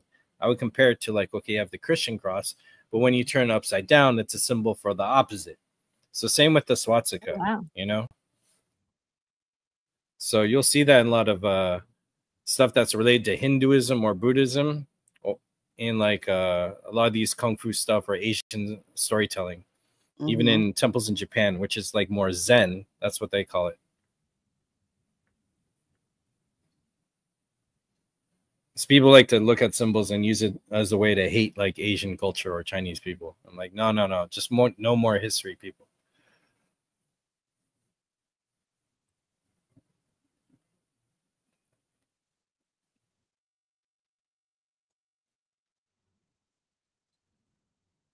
And then you get another version of this with House of Flying Daggers, where they did the echo game, where she had to hit everywhere she heard the sound ripple off of something. This one was the same thing, but off of sight. Oh. Aw, he's getting some. Hey. And he got the twinkle. Did you see the twinkle in his eye? Did they show it on yours? Yes. I love the twinkle in the eyes. Oh, boy. Oh, yeah, this is to build a strong head. They all have concussions. Yeah. This is actually one of Gordon Liu's favorite parts, because then you'll see later on he adapts the headbutt as a fighting style or move, that he's really good at, even in Mhm. films afterwards. This is like the birth of Gordon Liu's headbutt. And then I love that the headbutt master. Look at that. Look at that freaking stick. Yeah, With the it's hand on awesome. It's perfect. it.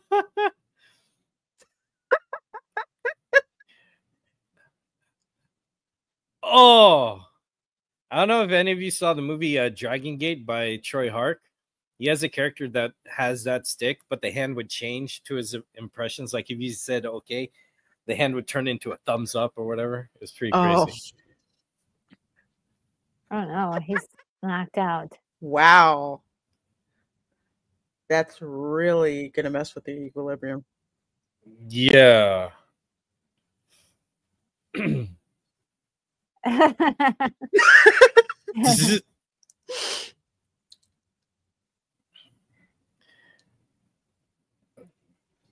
So if you're gonna headbutt, your certain parts of your temple you should use, other parts no. And look at the master; he has all those calluses on his head. That's crazy.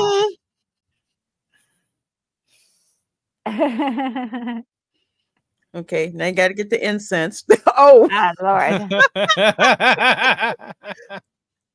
the bruising too. Oh dang! He uses it to wake him up. It's the little things, you know. Yes. I love it.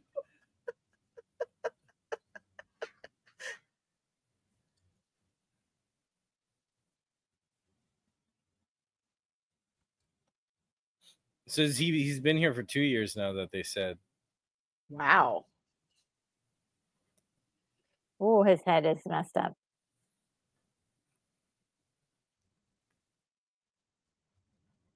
Ooh, fighting with different sorts of Okay. weapons. Now he's motivated. Now that's some motivation. Yeah. It's like, okay, I get it.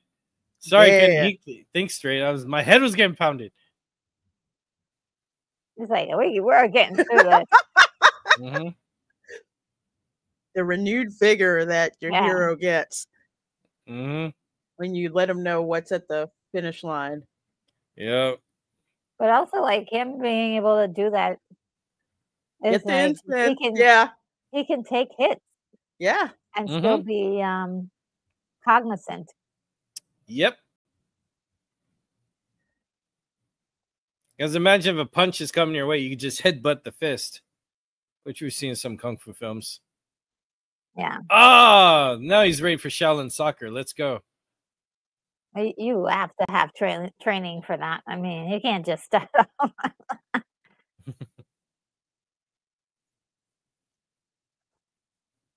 Just 10, yeah. Wow.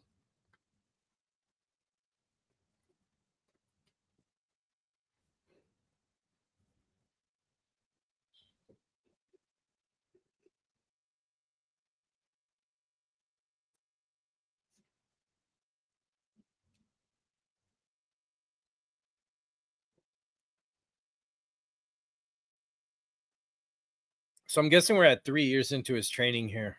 Yeah. Well, he said 24 months. Train. Well, the headbutt, he was at 2 years, I think.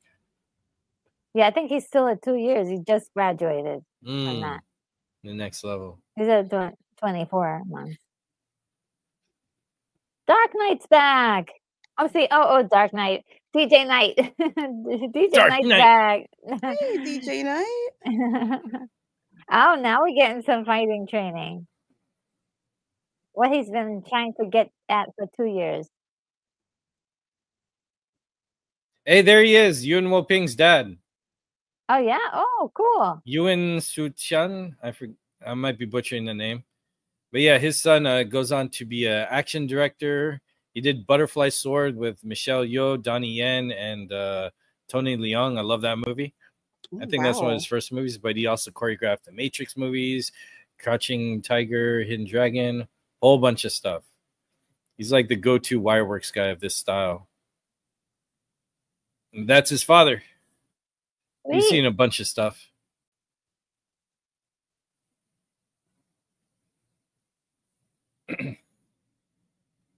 There's the sound effects.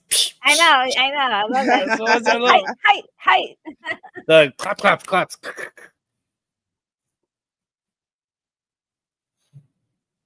So yeah, when they do their forms, it's always at that pace, which is great because then you just need to learn the choreography and everyone performs it the same. You just gotta remember the movements, you know? Mm. And that's the very theater background of all this.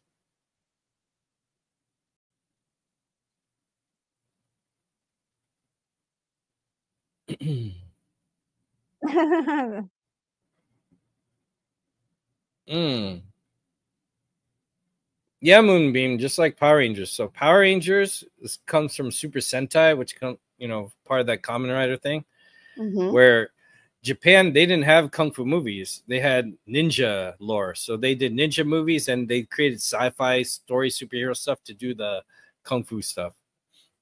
So the reason why we have Super Sentai, Kamen Rider, Power Rangers is all based of Japan doing their sci-fi take on kung fu storytelling. And good to see you, Moonbeam. I'm so glad that you're here.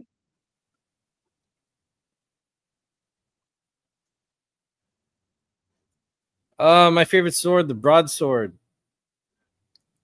or the Dao. Wow, looks so good.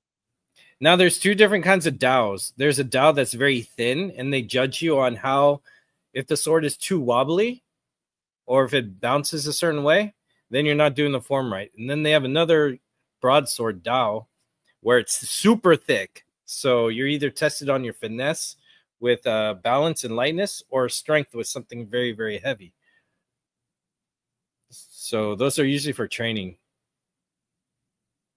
And then the real one is like in between, like for battle. Oh, look at this. I love it.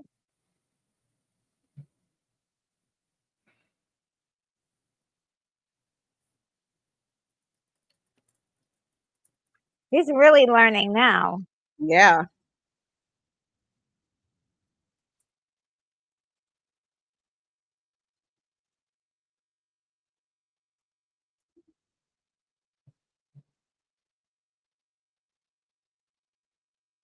Oh man. Oh, ow.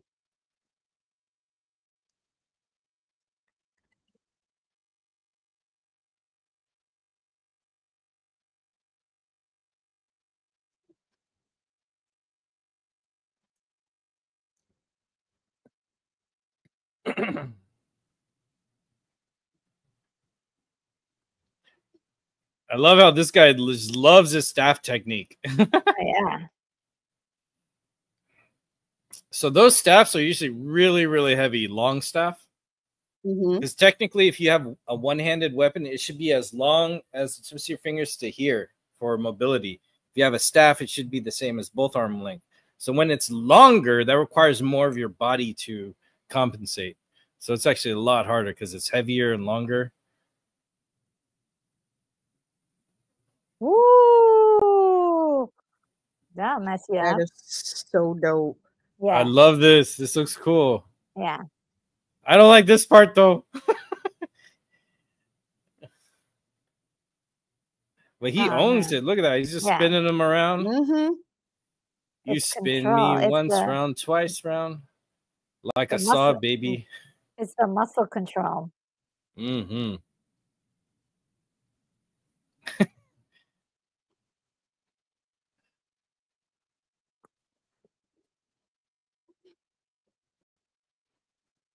like this teacher. He just has so much energy and gusto. I mean, you got to. I love it. He's like, that's good. When a teacher like that tells you that you're doing a great job, you know you're doing something. Yes. Yep. Now there's a moment in there when the sticks were fighting and he's blocking off right there. They did that in 95 Mortal Kombat with Hakeem Austin's character and Robin Shou playing Liu Kang when they had the staff battle. I love that they added that because they had a moment of choreography there, which was a shout out to this one. I was like, yes, thank you. I didn't see that. We're gonna notice that next time. It was like a few seconds. I was like, yes. That movie's so good. It is. We saw it a couple weeks ago. Yeah, I saw the Yes. replay. Yeah. So good. I love that movie.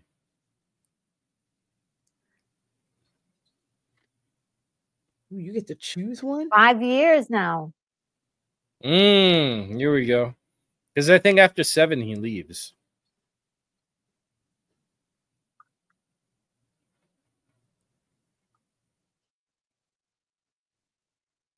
Because then you think a lot of time has passed since his family was killed, and you know how many people remember him from his town. Possible. And the people that he's, you know, been carrying some vengeance for probably might be dead. Yeah. But I won't spoil it for anybody. This master's bottom nose and his lip area reminds me of Donnie Yen. He kind of has that look. He favors him a little bit. Yeah. Yeah, little features. He favors a couple of people that I recognize, actually, this particular guy.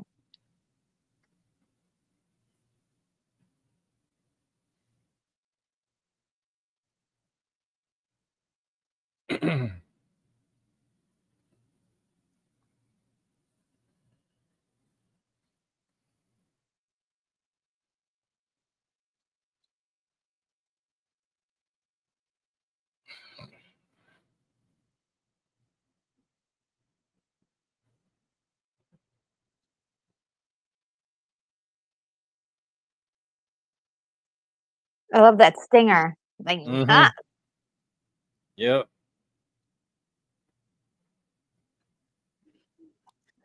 Yeah, this dude, you do not want to fight him. Nope. He could have killed you 3 times already.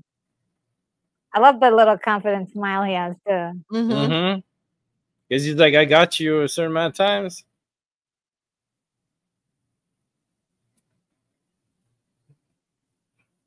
See, this is where our character starts learning to be humble, you know? Yes. And this is very key. And he tries all these different weapons. I love this. Wow. He's like, this is gonna get him. And he's imagining what would happen. Yeah. I like that. Based on what he knows about his style of fighting, he's remembering these things. He's like, I'm going to get him with this. I'm going to counter him with this. Yeah. I love it so much. It is insane, isn't it? Yeah.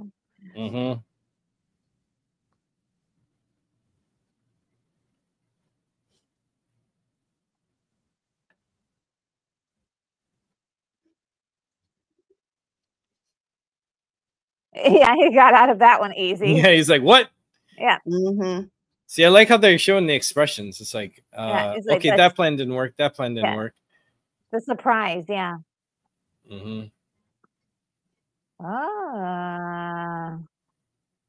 Still managed to get through.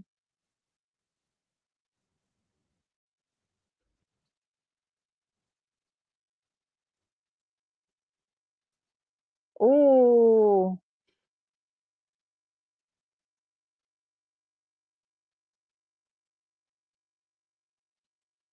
Ooh. Well. Didn't see that coming, did you?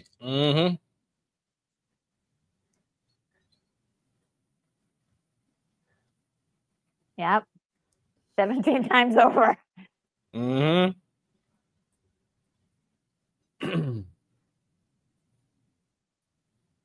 So the symbol of the swastika they have is the inner universe or whatever. So I think that goes, I'm guessing that's key to working on your internal self, which is like what this whole training of 36 Chambers is about. Yeah. Ooh.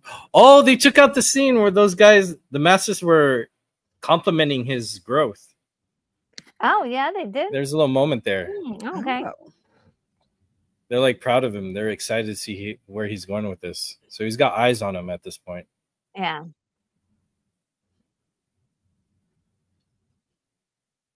I suppose a lot of people may give up at it, after a while. All right, this is really cool because before around this time there should be a 3-section staff. Now the 3-section staff came up when a certain general was really good with the bow staff, and his bow staff broke in 3 parts in battle. So he invented. Oh. He didn't want to part with his Yes. weapon, so he invented a 3-section staff. Yes.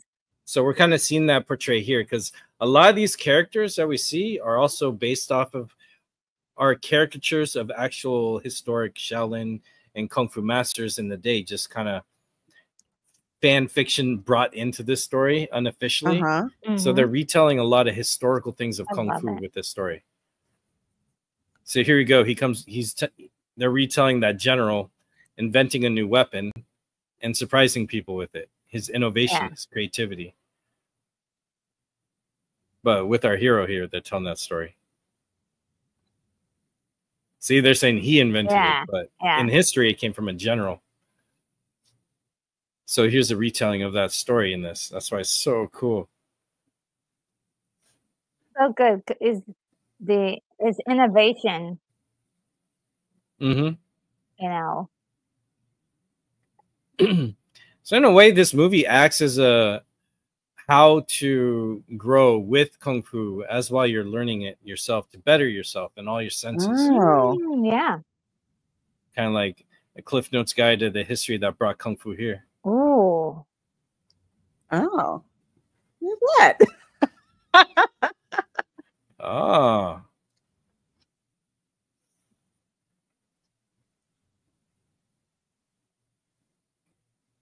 Teacher, are you all right? Done my sword. Still dangerous. Oh. At least he's not going for he's checking on him to make sure everything is okay. And that's a good sign of his character. Yeah.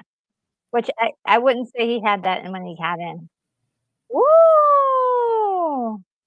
Got one. I still got one. Yeah. Oh. See if I can get it back. You got it back.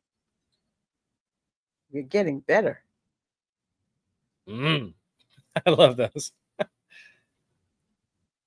So he gave us his blessing. I love how they get excited too. Because he really didn't like him when he first came in, and now he's like, you did so well. Oh. Because it also gives the masters the experience of having a successful pupil, of someone getting it. Like, okay, now we know what works to help other students.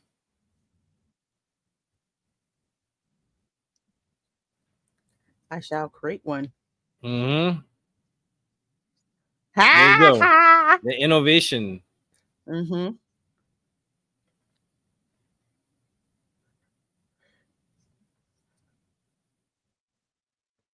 Now, this is huge. This is getting into the Bruce Lee logic, which was banned in the Kung Fu community all the way to China to San Francisco.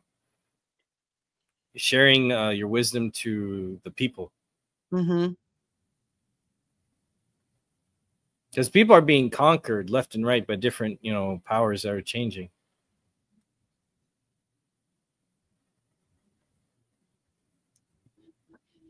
Because if you have a sharp mind, you're less likely to buy into propaganda, Right. Because you're questioning everything. Definitely.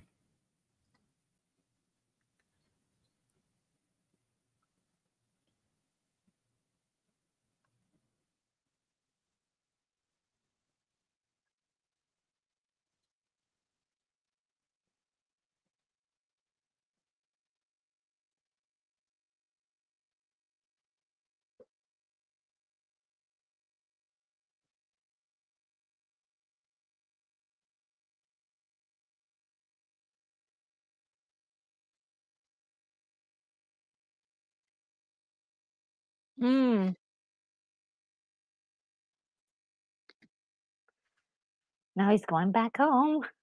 Hi, everybody. I'm back. Where is everybody? You missed me. Oh, no. Place is in You ruin. get walls boarded up and all that. Mhm. Oh, man. Tell me what happened. What a beautiful state it was in before, like a bustling town. Mm-hmm.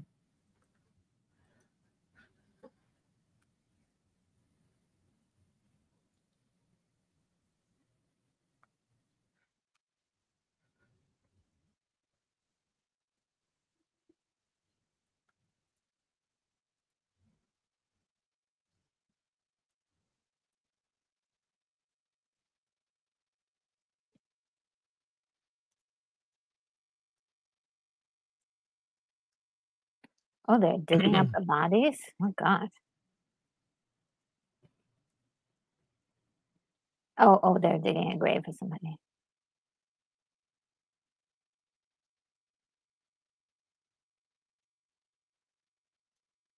Uh-oh. Oh, no, Good the guy. thing is here. Oh, God. He's going to kill somebody. Yep. This is your boy, right, Retro? Oh, no, he's not my boy. Okay.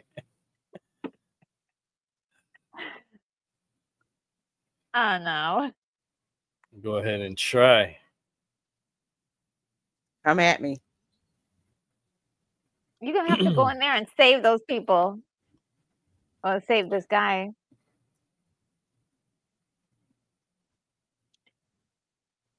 Now, I wonder if this is a set, because the backdrop looks like it's the same from the opening. They just brought in a lot of props. Yeah. Oh. Dude, he's going to get... You got to stop. That's internal injuries right there. Mm-hmm.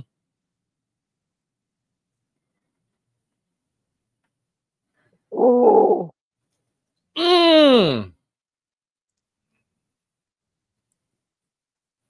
Almost kicked him where the sun don't shine. Mm-hmm.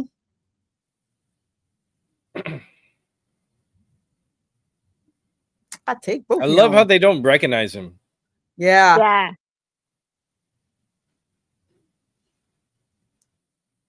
Uh-oh. I'm coming back for a piece of that. Mm-hmm.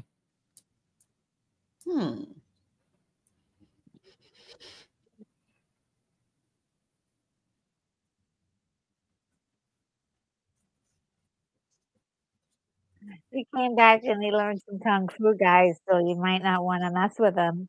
Mm-hmm. So what's also really cool with this character, we never see him.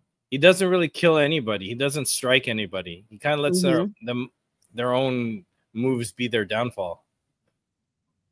Like, he doesn't kill anybody.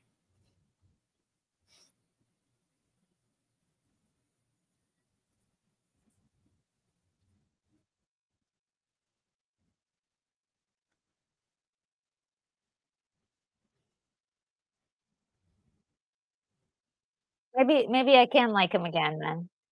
He's not really a bad guy. I can fix him, okay? I can fix him. There you go. He's just confused. A little bit of retro set him on the right path. I can set him on the right path, yes. Oh, now he's pissed. That was one of his boys. See, there you go. They killed themselves. He didn't do it. Oh, no. Oh, no. Oh, no, his shirt.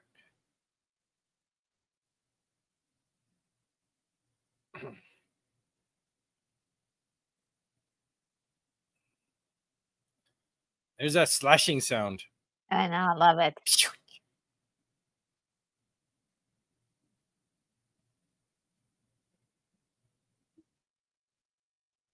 No way.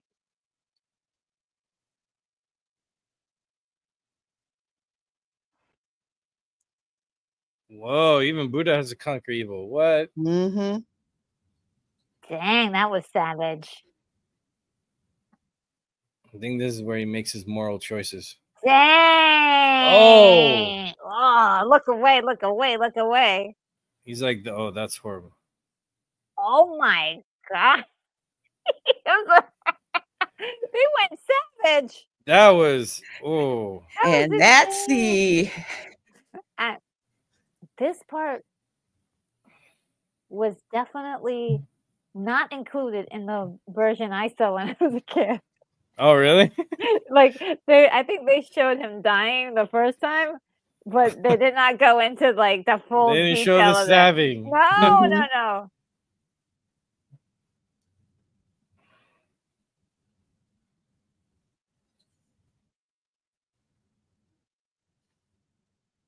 Good. Mm, You got to take care of I that. agree, Keith. Oh, what did Keith say? It's Oh, great he to said hear he the had a good description. compliment. Oh, that's awesome. Says it's great to hear the description of Oh, what's yeah. happening rather than just guys fighting. Yes. Information is wonderful. Yeah, because the beautiful thing about the East is like combat, especially if it's martial arts driven, there's meaning behind it. There's character behind it. Like certain characters won't do certain strikes, and some are there to kill, some are there to defend, some are there to protect. And their personalities determine different moves and all that. Yeah. Oh, I always liked this actor. I don't remember his name. The one that's building the sword or the Oh, the weapon. blacksmith? Yeah, the blacksmith. So he's portrayed another character that you see in Shaw Brother films later, and they go on to characters like his story, where he's half Mongolian, half Han, but he has his own story. Oh, You know what I mean? he's strong. Yeah, he's a strong guy. Yeah. So I know in the English one, when he goes back to our hero, you hear what our hero whispers to him like a technique. Yeah. But in the original one, it's silent. Yeah. That's why I like BVS when Bruce Wayne is watching the pit fighters and one guy follows him and he whispers, but you can't hear what it is. And it helps his fight and he wins. Yeah. I kind of like that where we don't hear what he's saying. Yeah, he's really strong. Mm-hmm. That's his benefit. And Lou was like, he's probably going to make a good student. Mm-hmm. Him and the other four guys he runs into, they're like based off of some history too. And these guys that he's fighting against, these are guys from the government, right? Yeah. These are the Qing The official government. agents, I think. Just start fighting. 4-on-1. Dang, that's not fair. Yeah. Yeah. Well, they just started fighting him for absolutely no reason. Oh, yeah, Give him a little advice. Yeah. Oh, ouch. Hey, you don't want to get hit by those things. Mm-hmm. Uh-huh. Damn. Thank you. You could do some damage with that as a weapon, Dad. Yep.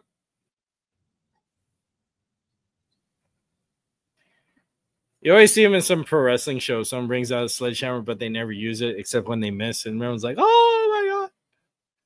That'd be devastating. Don't turn his beautiful face. Oh, no, don't do it. Oh. Oh. There you go. They were bullying him.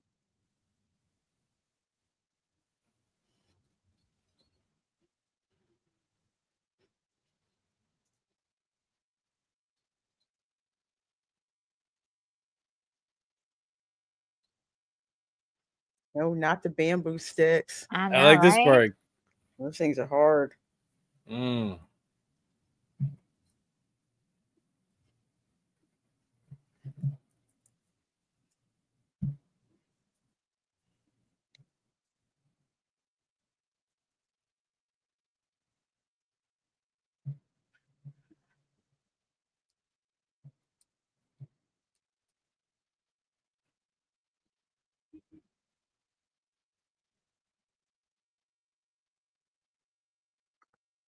So Bodhisattva is a guy who's on a clear path of purity and all this good stuff.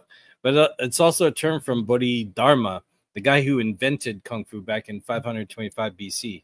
Wow. He was a priest from India who visited some temples and saw that their physical state of being was not all focused. Like they were sluggish, they were lazy.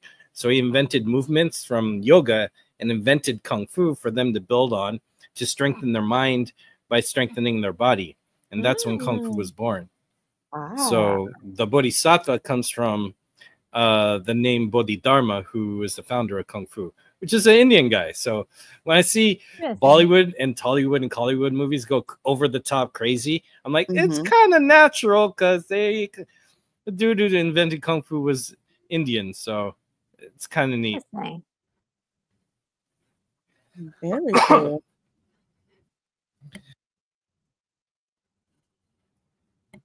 I love the idea of like isolating certain body parts to make them stronger, Mm-hmm. to have the advantage in a fight that you know, particularly probably could lose, but because of your strength. It's like a physical intelligence. Look at that. Look at him. Wow. Hey, here's the experience from getting breakfast and going to dinner. Yeah. On those rolling logs. Oh, yeah. Like everything is that he was taught he's using. And the headbutt, baby. Yeah.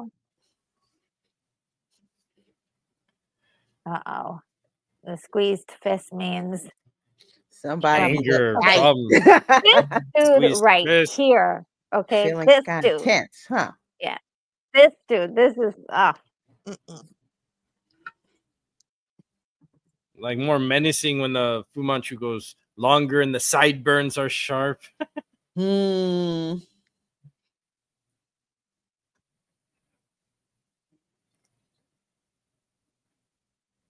He is pissed.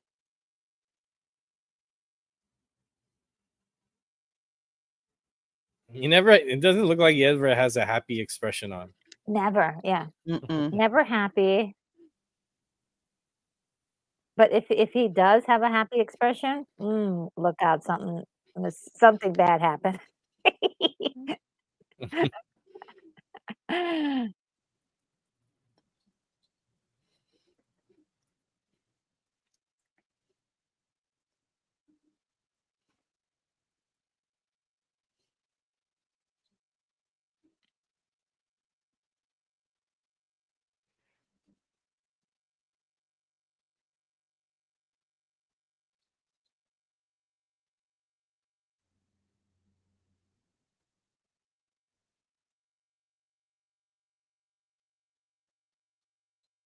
This is a classic area. They shoot a lot of kung fu stuff here, or have this set.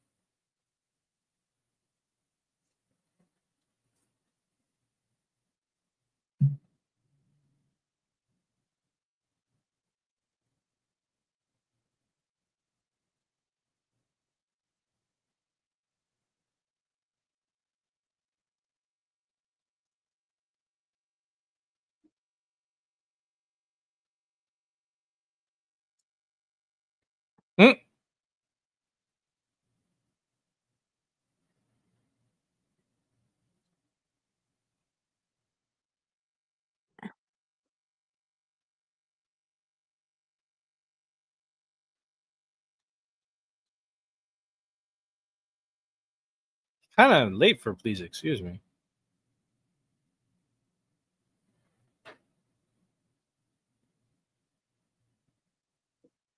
Aww.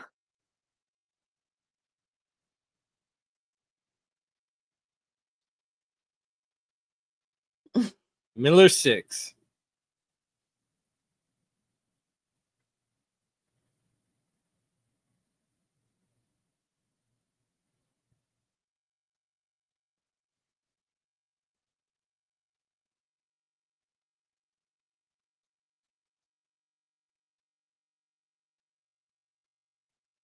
So everybody has like their skill, their own like skill that he's kind of put together. Yeah, so these are like the 4 he's assembling, and they're like be kung fu masters instructors later on in the future.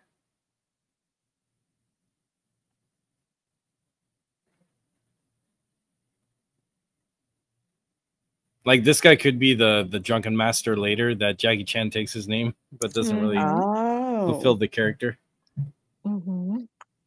Actually, that's one of the next kung fu movie that I'm gonna do later on in the summer. Drunken Master. Nice. Yeah. That's a Gotta do classic. it. Wow. Gotta do it.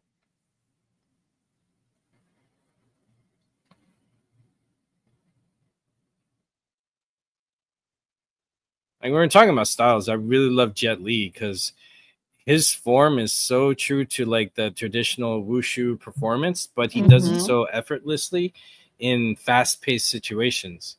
Oh yeah, so good. And he's like, oh, his technique is amazing. Like a lot, like Jackie Chan and Donnie Yen have more of a modern broken technique one, but they're loose, and Jet Li can do that too. But he still has a stronger foundation of perfection of extension with the kicks and the punches. It's like, oh, it's gorgeous every time he fights.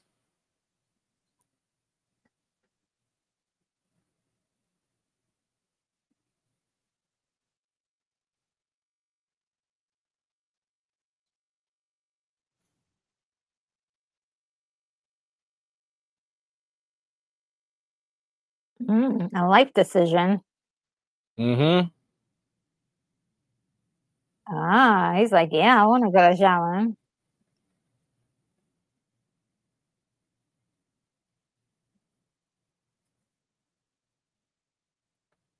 They're just rounding up people now.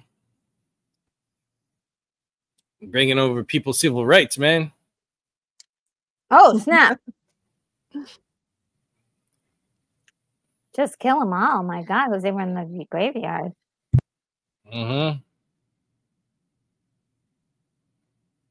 He actually didn't kill Tang, too. Right? He just wounded him. Ooh.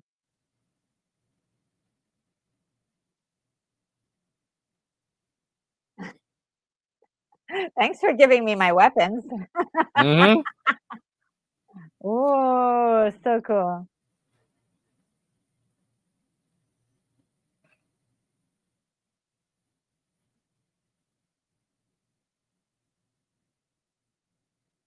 Shaolin Temple. Bam.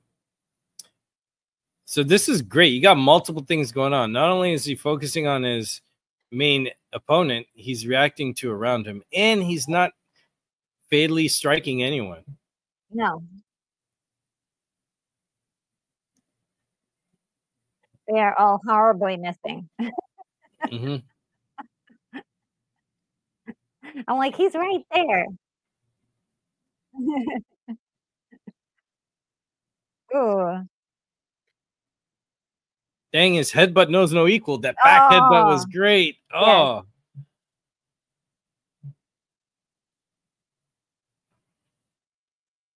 Yes. His legs are too strong to be messed with.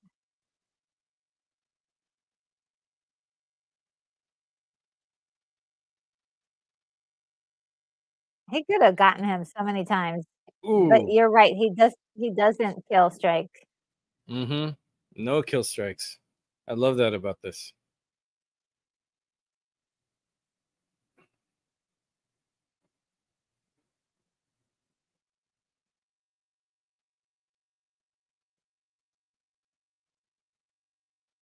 Oh boy. That was cool when they go hot hit. Oh, yeah. They're also vocalizing where they are in the movement, so the other one can prepare. And then usually on set, when people are attacking from behind, they're like, "Hey, I'm coming for your head, duck!" Hey, that stuff doesn't get recorded, but they're really shouting out plays. Oh, here we go. Oh. It's like, oh, get the general because I can't handle this. I'm gonna die.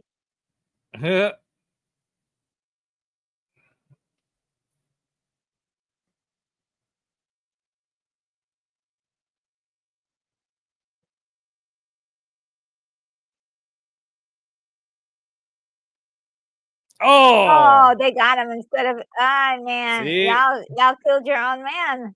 Oh God, I love the death scene. Oh God, he's so dramatic. Now that's a Bollywood death. They're they're the best. You guys killed your own man. I hope That's you probably report why they that. ran away. They're like, I Yeah. didn't do it. Yeah, I hope you report that to your leader.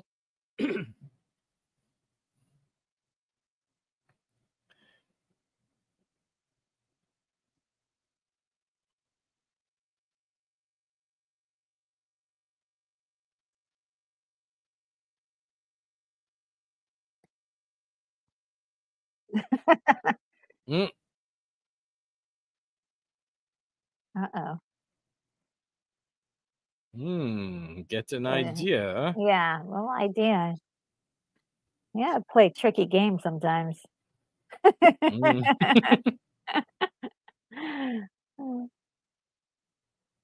Oh, Lance from the Outcast Creative is here. Hey, Lancey. Hey. Back from raving, hottest rave ever. Massive heat wave in the UK. Gonna jump in the shower and then I shall be watching. Yes, awesome. Because I think I lost a half a stone last night. I think stone Ooh, is like a pound. Something I like think that. so. So cool. This poor town is so terrorized. Yeah, poor people, man. Yeah.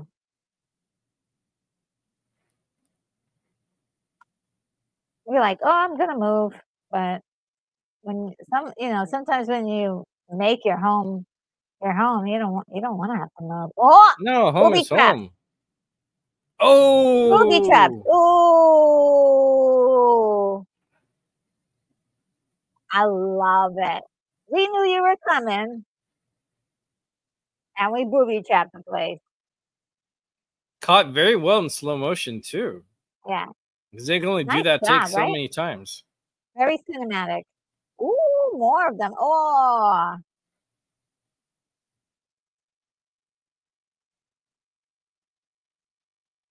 Here we go, taking the fight away from the town. yes. Viva la resistance! That's why, yeah, he has them like isolated, just the two of Mhm. them, the big In a baddie very, and our yeah, hero. in a very classic kung fu setting, which is outside Yes. in nature on a hill, nothing Yeah. around.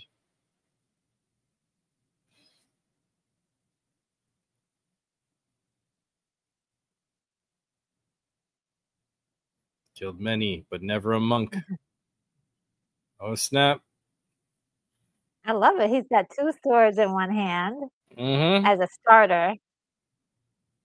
Ooh, never saw that before, did you? Cha! And this is great because both these guys have great technique. Yeah.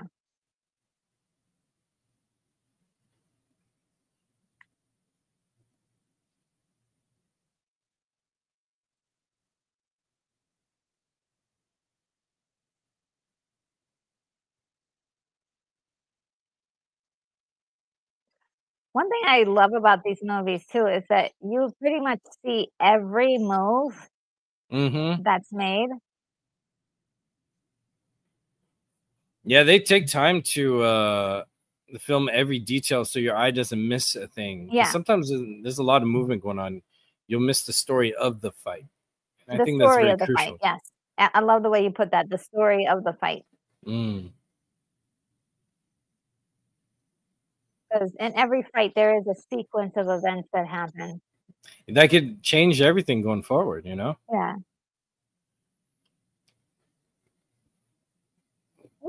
So Woo! this thing could have been shot in like 2 days. Sometimes Oh, they take a week to shoot one yeah. fight scene. Yeah, maybe more. Yeah. How many small moves have to be Mhm. zoomed in on? All right, Yeah. so he lost one. He lost one of the swords. Oh boy! Oh, got him right in the chest, right underneath the rib cage with those sticks there. 3 section staff. That's how I know it. Ooh. Nice. Oh, in the back. Ooh, ouch. Bamboo on your back? Not fun. Ah, we got him again. again. I think it would Oh be a man, straight up staff with no give. he's bleeding from. He's doing internal bleeding now. Ooh. Ooh, got rid of the. Ooh, no more sword. Ah. Oh, he's like clutching his side and he's just honorable fighting. He's not gonna use his weapons. Mm-hmm. This is cool. So Hand to far, hand. we've had some differences with our versions, but this one is mostly the whole thing. Headbutt, yes. Oh, the headbutt kill. Did it kill or did it Yes, just? he's There's gone. such a weird jump. Yeah, they were like, we're not going to show you this part. This is the part where he like vomits his inside out. Uh-huh. But death So he by was headbutt. welcome back.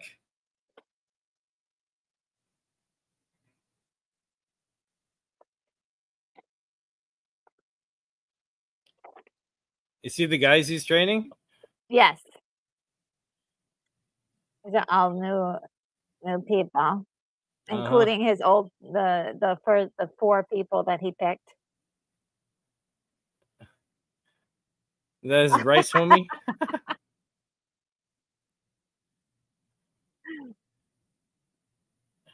I love how that guy is not perfect, and yet he's like accepted as one of the students Yep. because he is talented. Ah, great guys! Fantastic. Oh my goodness! Oh no, I think we lost Lorena. We may have there might have been a yeah there might have been a power outage. Oh. It is pretty like I got it. Okay. Yes. Oh, okay. So she had some loud thunderstorms blowing through, and she at one point muted her mic, but it looks like they may have taken out the power for her. No. Yeah, they did that to me as well, right in the middle of a stream, and it was very very uncomfortable. But when I hopefully she'll come back. Yeah, that'd be cool. Yes. Man, that was so good. Outcast Creative Land says, I think this is the first film I've ever watched while simultaneously dancing with my glow sticks. Oh, that's awesome. Which, let's be honest, works well with the tone of this movie. Actually, maybe, yeah. This is one of the it's a fun movie if if you like these old style kung fu movies. The energy that is given to every scene, the acting has a lot of energy to it. Depending on if you want to listen to it in the original language, which I think I'm going to do to see what that experience is like. And since you said that there are extra scenes, I want to see what that extra sentences. It's like the same scenes, a little bit longer. Okay, and different words or different the language that they're the calling subtitles. things. Yeah.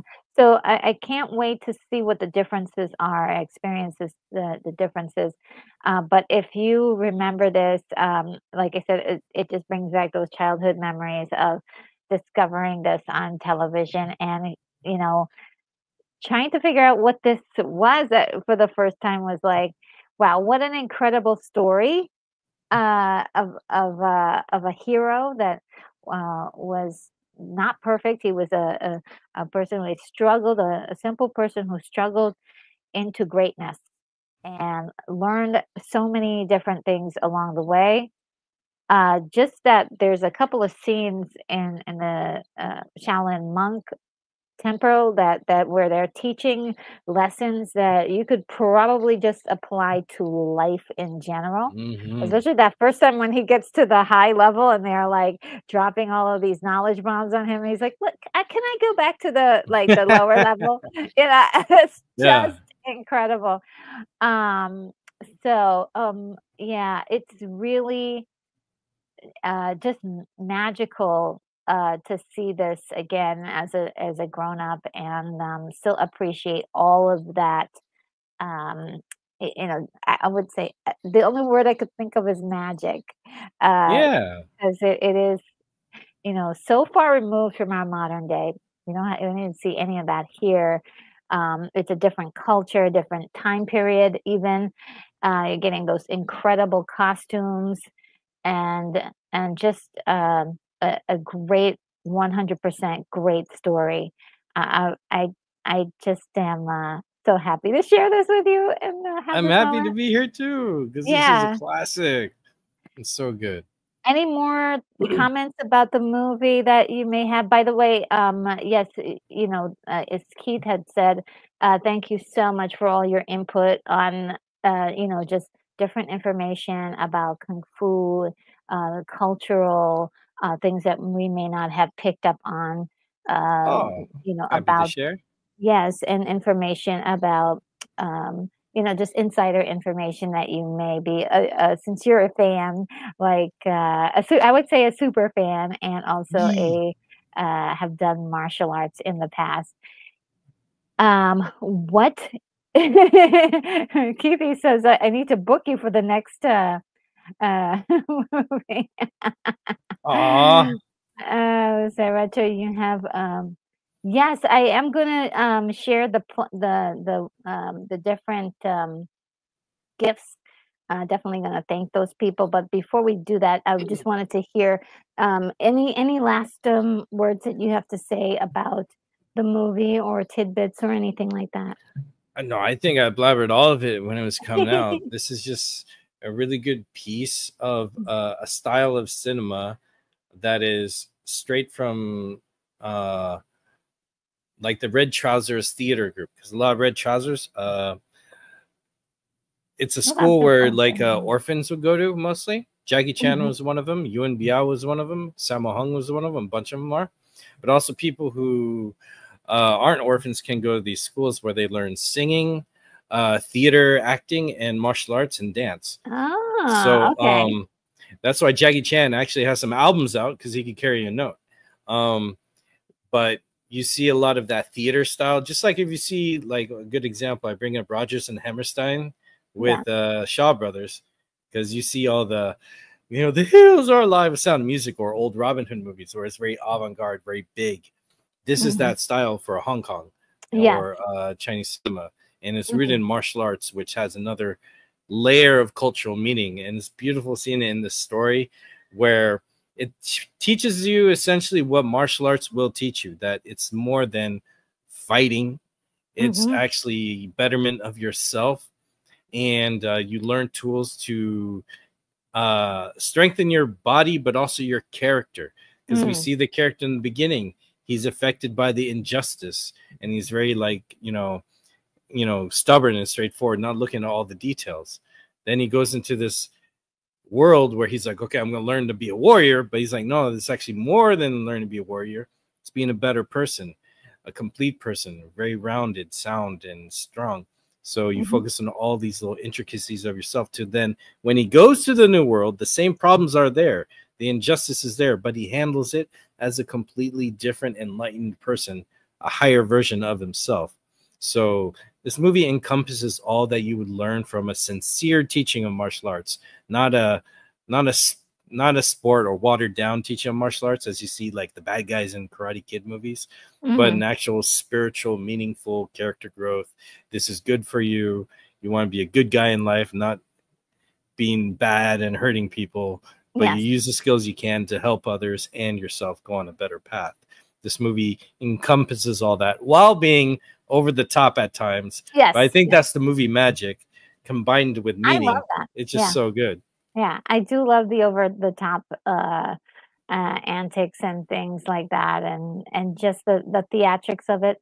But it's also again, if you have that nostalgia for it, uh it just like tickles my side just a little bit when I see it. It's just great. But I want to see what my feelings are going to be for it when I see it with the, you know, the original language and Mm. subtitles. What will that feel like? will I Yeah, still it's have kind the of interesting. same feeling for it? And just to catch everybody up, Lorena is going to come back. Her internet went down, so she Oh, must she's have coming had a back. power. Nice. Yeah, she must have had a power situation go on, and so she will be right back. While she's gone, we're gonna just go over the gifts we got today. We got a beautiful super chat from Woo! Plato. Thank you so much, and let's see if I can get a suitable thank you. Here we go.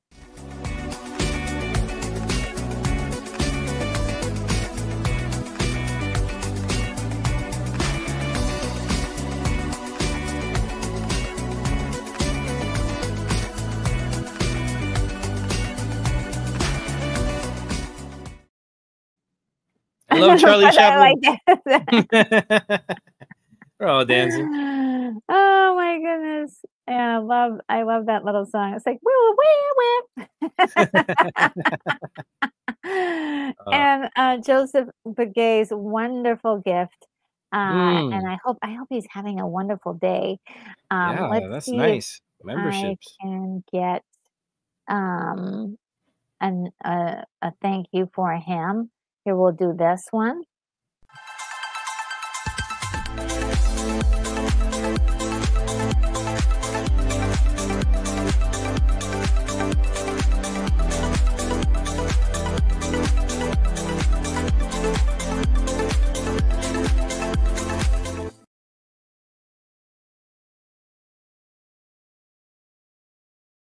The Oh my party's goodness. here. I know. I feel like maybe one day I must have been a DJ in a former life. I love music so much. Present life. Let's see. And just going down the and Keith E says, I watched these movies in the past and ignorant with ignorance or let's see, now I have a touch of enlightenment. Aw. Yeah, these movies are I deep. Oh man.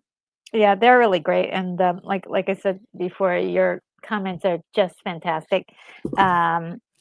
Let's see if I can also fill you guys in on what's coming up next. Because there's so much. I have movie talks in the works. Hopefully you guys have already seen the Ninja Turtles. yeah, the Now that you're members, you can see it. yeah, the members will be able to see early access to some of the content. So probably next week we'll put that out. Most likely on Wednesday, I'll put that out and for the public. But everyone right now can get early access of that, and there are at least 1, 2, 3, maybe 4 other things that are in the works. Like they've already been filmed. I just have to edit them. So we got Lorena Creole back in the house. Hi, we have got crazy Florida weather here. So we just had a bad thunderstorm roll through, and I thought I was going to get through unscathed, but nope. Knocked the internet out for a little bit, but I'm back. Oh man, so good to have you back. And we were like, oh no, where did you go? Yeah, it's the summer. So I tell people streaming during the summer in Florida, it's like if I drop, don't take it personal. It's a weather thing. Yes. No. And yeah, on my channel too, because this morning I had like a blink. You guys, you know what I'm talking about, like when the power, everything just like blinks for a second. Oh, and then comes back And on I real was quick. like, oh, and I was supposed to warn you guys that something might happen, but luckily, so far it was looking good. Okay. So, how far did you get to the movie? Did you get to see the end? I don't think I got this. No, I didn't get to see the end. It stopped right when you had the repeat of, the dual broadsword versus 3-jointed nunchuck scene. Yes. It was so, stuff. and I'm glad you mentioned that because that was also the surprise, right? That there was, you know, oh, the same thing he was training on is exactly what he needed to do for his final battle, kind of thing. Mm-hmm. Mm. You can see Um, it telegraphed, like, oh, okay, I get it, I get it. yeah, yeah. So all of his teachings he used in, you know, during his stint in the real world, I guess, or the outside world. Because his Um, enemy had double bladed weapons that were longer than his master. oh, you So he mean had that yeah, experience, it's like you know? a different style of weapons, right? Yeah, yeah, yeah. But it still was like the premise was like, okay, we got these two weapons and him like removing it from Hmm. the holder. Um, and then coming back with a headbutt for the Yeah, win, I boom, guess. flipped him over, and that's all you saw. Yeah, it cut so very abruptly. But do you have any thoughts though about the movie, Lorena? So far, up to the part where it wasn't much left of the movie, actually. No, not much left, but just again how universal the hero's journey is, and Mm. Yeah, how there are no shortcuts. If you shortcut, you you really do shortchange your audience, and you kind of lose your audience, because we want to see our characters struggle. The characters we can identify with the most are the yeah, ones that don't get it right, or they'll get it right and then, oh, they're almost there, and then they have to go back and kind of start all over again. So yeah, yeah, there's that. The cinematography, which of course is amazing. The music, of course, that's amazing. And it goes back to how these movies are, like, I don't know how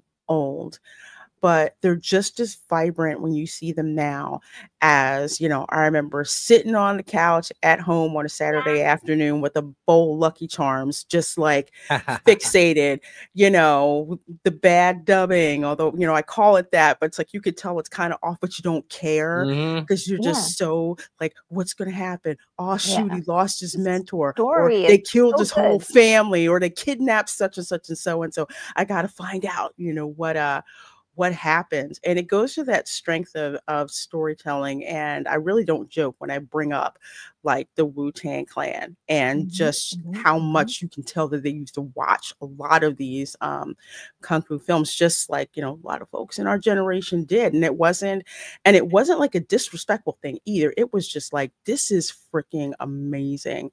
And I can't get enough of watching this and Oh watching yeah, these stories, and like, is there something that I can learn, from these stories. So yeah. yeah, just looking at this, I'm like, okay, yeah, there's another one for the physical media, so Oh I yeah. can rip it to my entertainment server. Highly recommend this one. This is the full version. It's got all languages Oh and a wow. wonderful Oh. commentary with RZA and Mm. David Shute. And Andy Klein Oh is also on this. Oh my But gosh. Andy Klein and RZA, they sit next to each other and they watch it, so you hear their reactions, Oh, just like watching our dang. watch parties. And they go over. It's cool to hear them geek out and exchange information that the other one didn't know. And Mm-hmm. so cool. it's like watching a Oh, that's retro nerd cool. girl watch party right here, just with Ah. RZA. It's nice. I definitely would love all those guys to come hang out with us for one Haha. of these.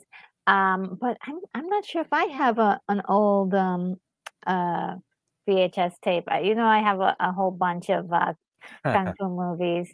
Um, but yeah, they are. It's really kind of interesting because you know they these movies they stick with you. They don't go away because they're powerful storytelling. It's not just Hmm. regular storytelling. They're powerful. Like I watch a lot of movies. The story here is just gut punches you. Some Mm-hmm. guy, his dad is killed, and he goes to a Shaolin temple to learn how to fight, so he can beat up the people that hurt him or who messed up his world, really. Hmm. And he basically saves his town. What a story! What a story! That ending, like they ambushed all those guys with a little powder that they released, like, and they separated the bad guy from all of that. Like, that's brilliant. There's some really awesome stuff. I hope that we can. I ask all the people in the audience to make sure that you spread the word about this kind of film. I don't want these movies to disappear, and people stop talking about this incredible genre of film. I want it to completely, continue on, and we get to like share these fun times with each other. Oh yeah, I mean, you got people like us who make content to celebrate these, so we got you. But yeah, spread the love. This is fantastic. This is great stuff. It's made with a lot of meaning and passion and talent. Oh, absolutely. Now, I am at the end of this. We're gonna head over to Lorena Creole's channel, and we're gonna watch Treasure Planet. Yes. Dang, Lorena, you picked good ones too. I love that movie. That's my top 5 Disney films. I love that one. That one's so good. Oh, it's dang. It's dang. And yeah, I've never seen that one. It's like it's the movie where I've read the book. I've seen the Muppet Treasure Planet, which of course is a absolute gem. But this one, I hadn't seen. Well, Treasure Island. I hadn't seen Treasure Planet, and so many people had told me about it. And I love steampunk. I just never got around to it for whatever reason. I didn't. So I was like, okay, I'm gonna watch party for this so I can finally sit down and watch it. So, but yeah, I've seen Muppet Treasure Island. That was physical media. That was a good one, but this one it looks so cool. So yeah, I'm gonna sit down and finally watch that. Now there's a moment in the beginning where they capture the joy of flight with a character that I think is beautiful that they took time to do.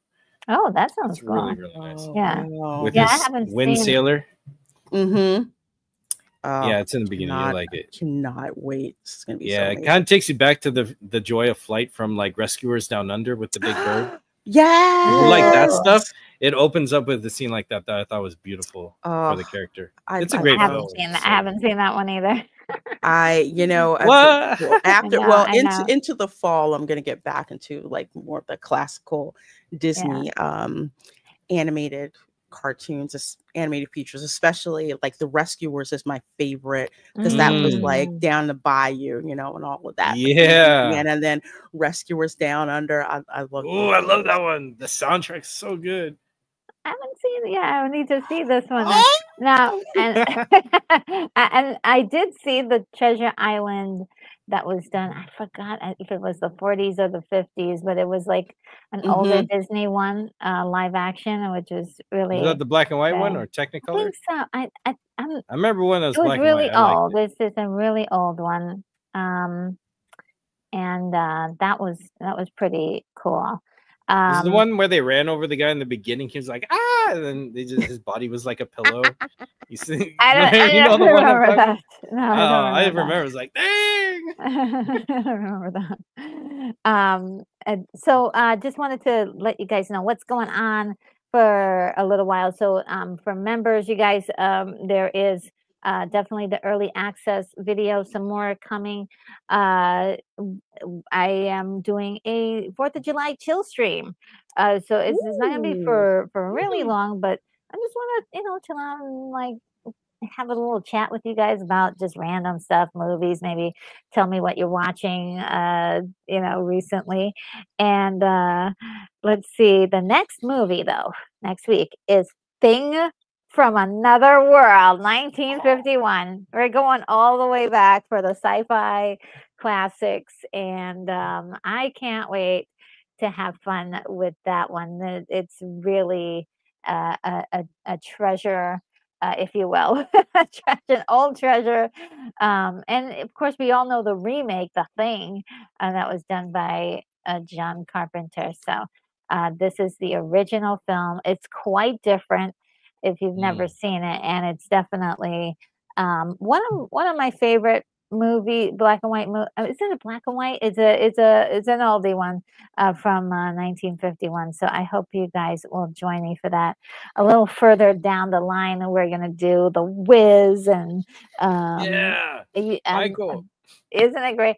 And the one after that will be Universal Soldier, which is one of my favorite Yeah. 90s action films. I love it so much. Dolph Lundgren in it. Oh my god. I just couldn't get over that he was a bad guy in that movie for the longest. Like, he's a bad guy? Are we sure? Mhm.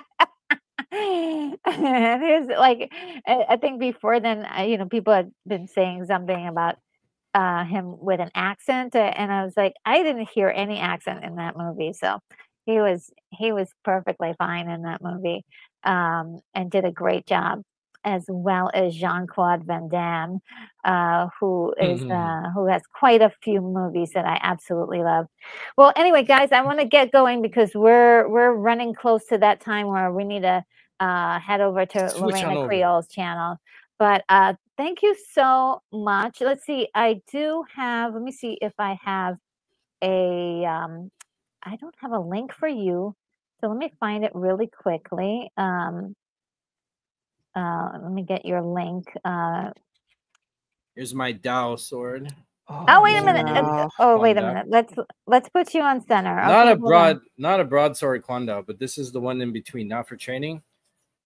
I like these because they have a good weight to it, and the handle here is it might be gut. That's why you have to put on to keep the steel really clean.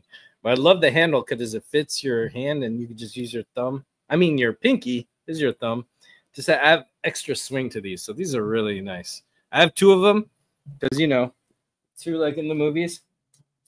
So that's just one thing I like to keep as a collection from my Kung Fu days, and that you saw in the movie. And I even got a little cute tiny one. Oh wow. Oh, These ones are wow. nice. Yeah. So Remind I'm a me fan to of be the nice to curvature. you because all these No, swords. I'm the huge pacifist. This is all collection and They're nod to really old training. intense. I have a bunch of other stuff, but yeah, I like those since they're doing Kung Fu. I don't have the big Quan Dao for training or the light one for training and performance, but that's the one in the middle that you see in the movies a lot for these Kung Fu films. I like it. Just feels good in the hand.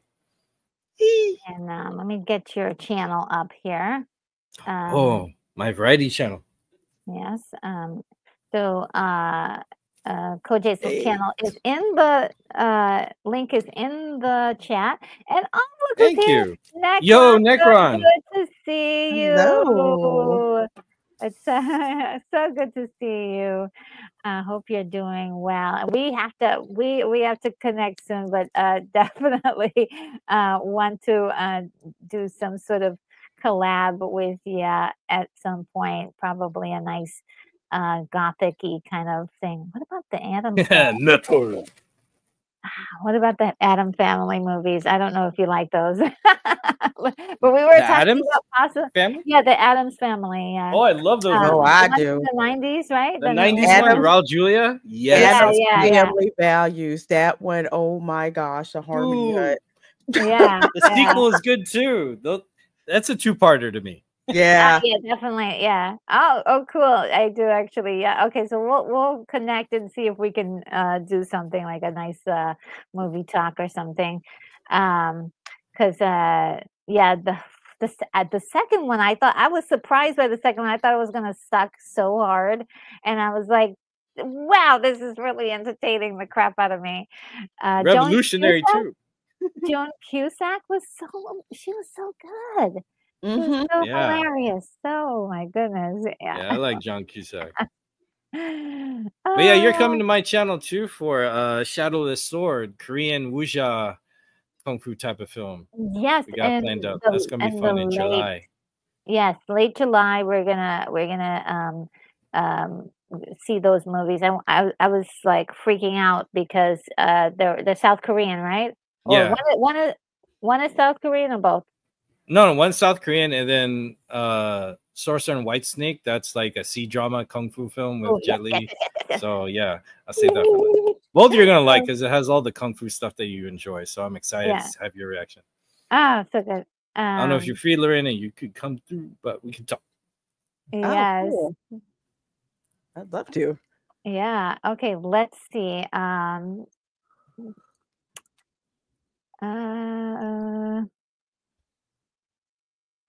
Yeah. Okay. So what I'm gonna do, yes, right. I'm gonna get going now. I'm sorry, I blanked out there for a moment. But It's all without good. further ado, I bid you adieu, and I want you to stay retro and stay nerdy. Bye, guys. Hi. Retro Nerd Girl, you are clear for takeoff. In the neon light she stands, retro girl with nerd comments. Memory lane she takes your hand to the past where good times land. Pixels glow and screens do hum, hear the beat of retro drum. Geeks unite, oh here we come, nerdy world where we're from. Retro logo leads the way, in the night to yesterday. All the nerds come out to play, she's the light, won't go away. Film and movies on rewind, good old days in nerdy mind. Retro nerd girl you will find, guiding us all intertwined. Joystick games and cosmic fights, wondrous days and sleepless nights. With her everything feels right, retro glow in neon lights.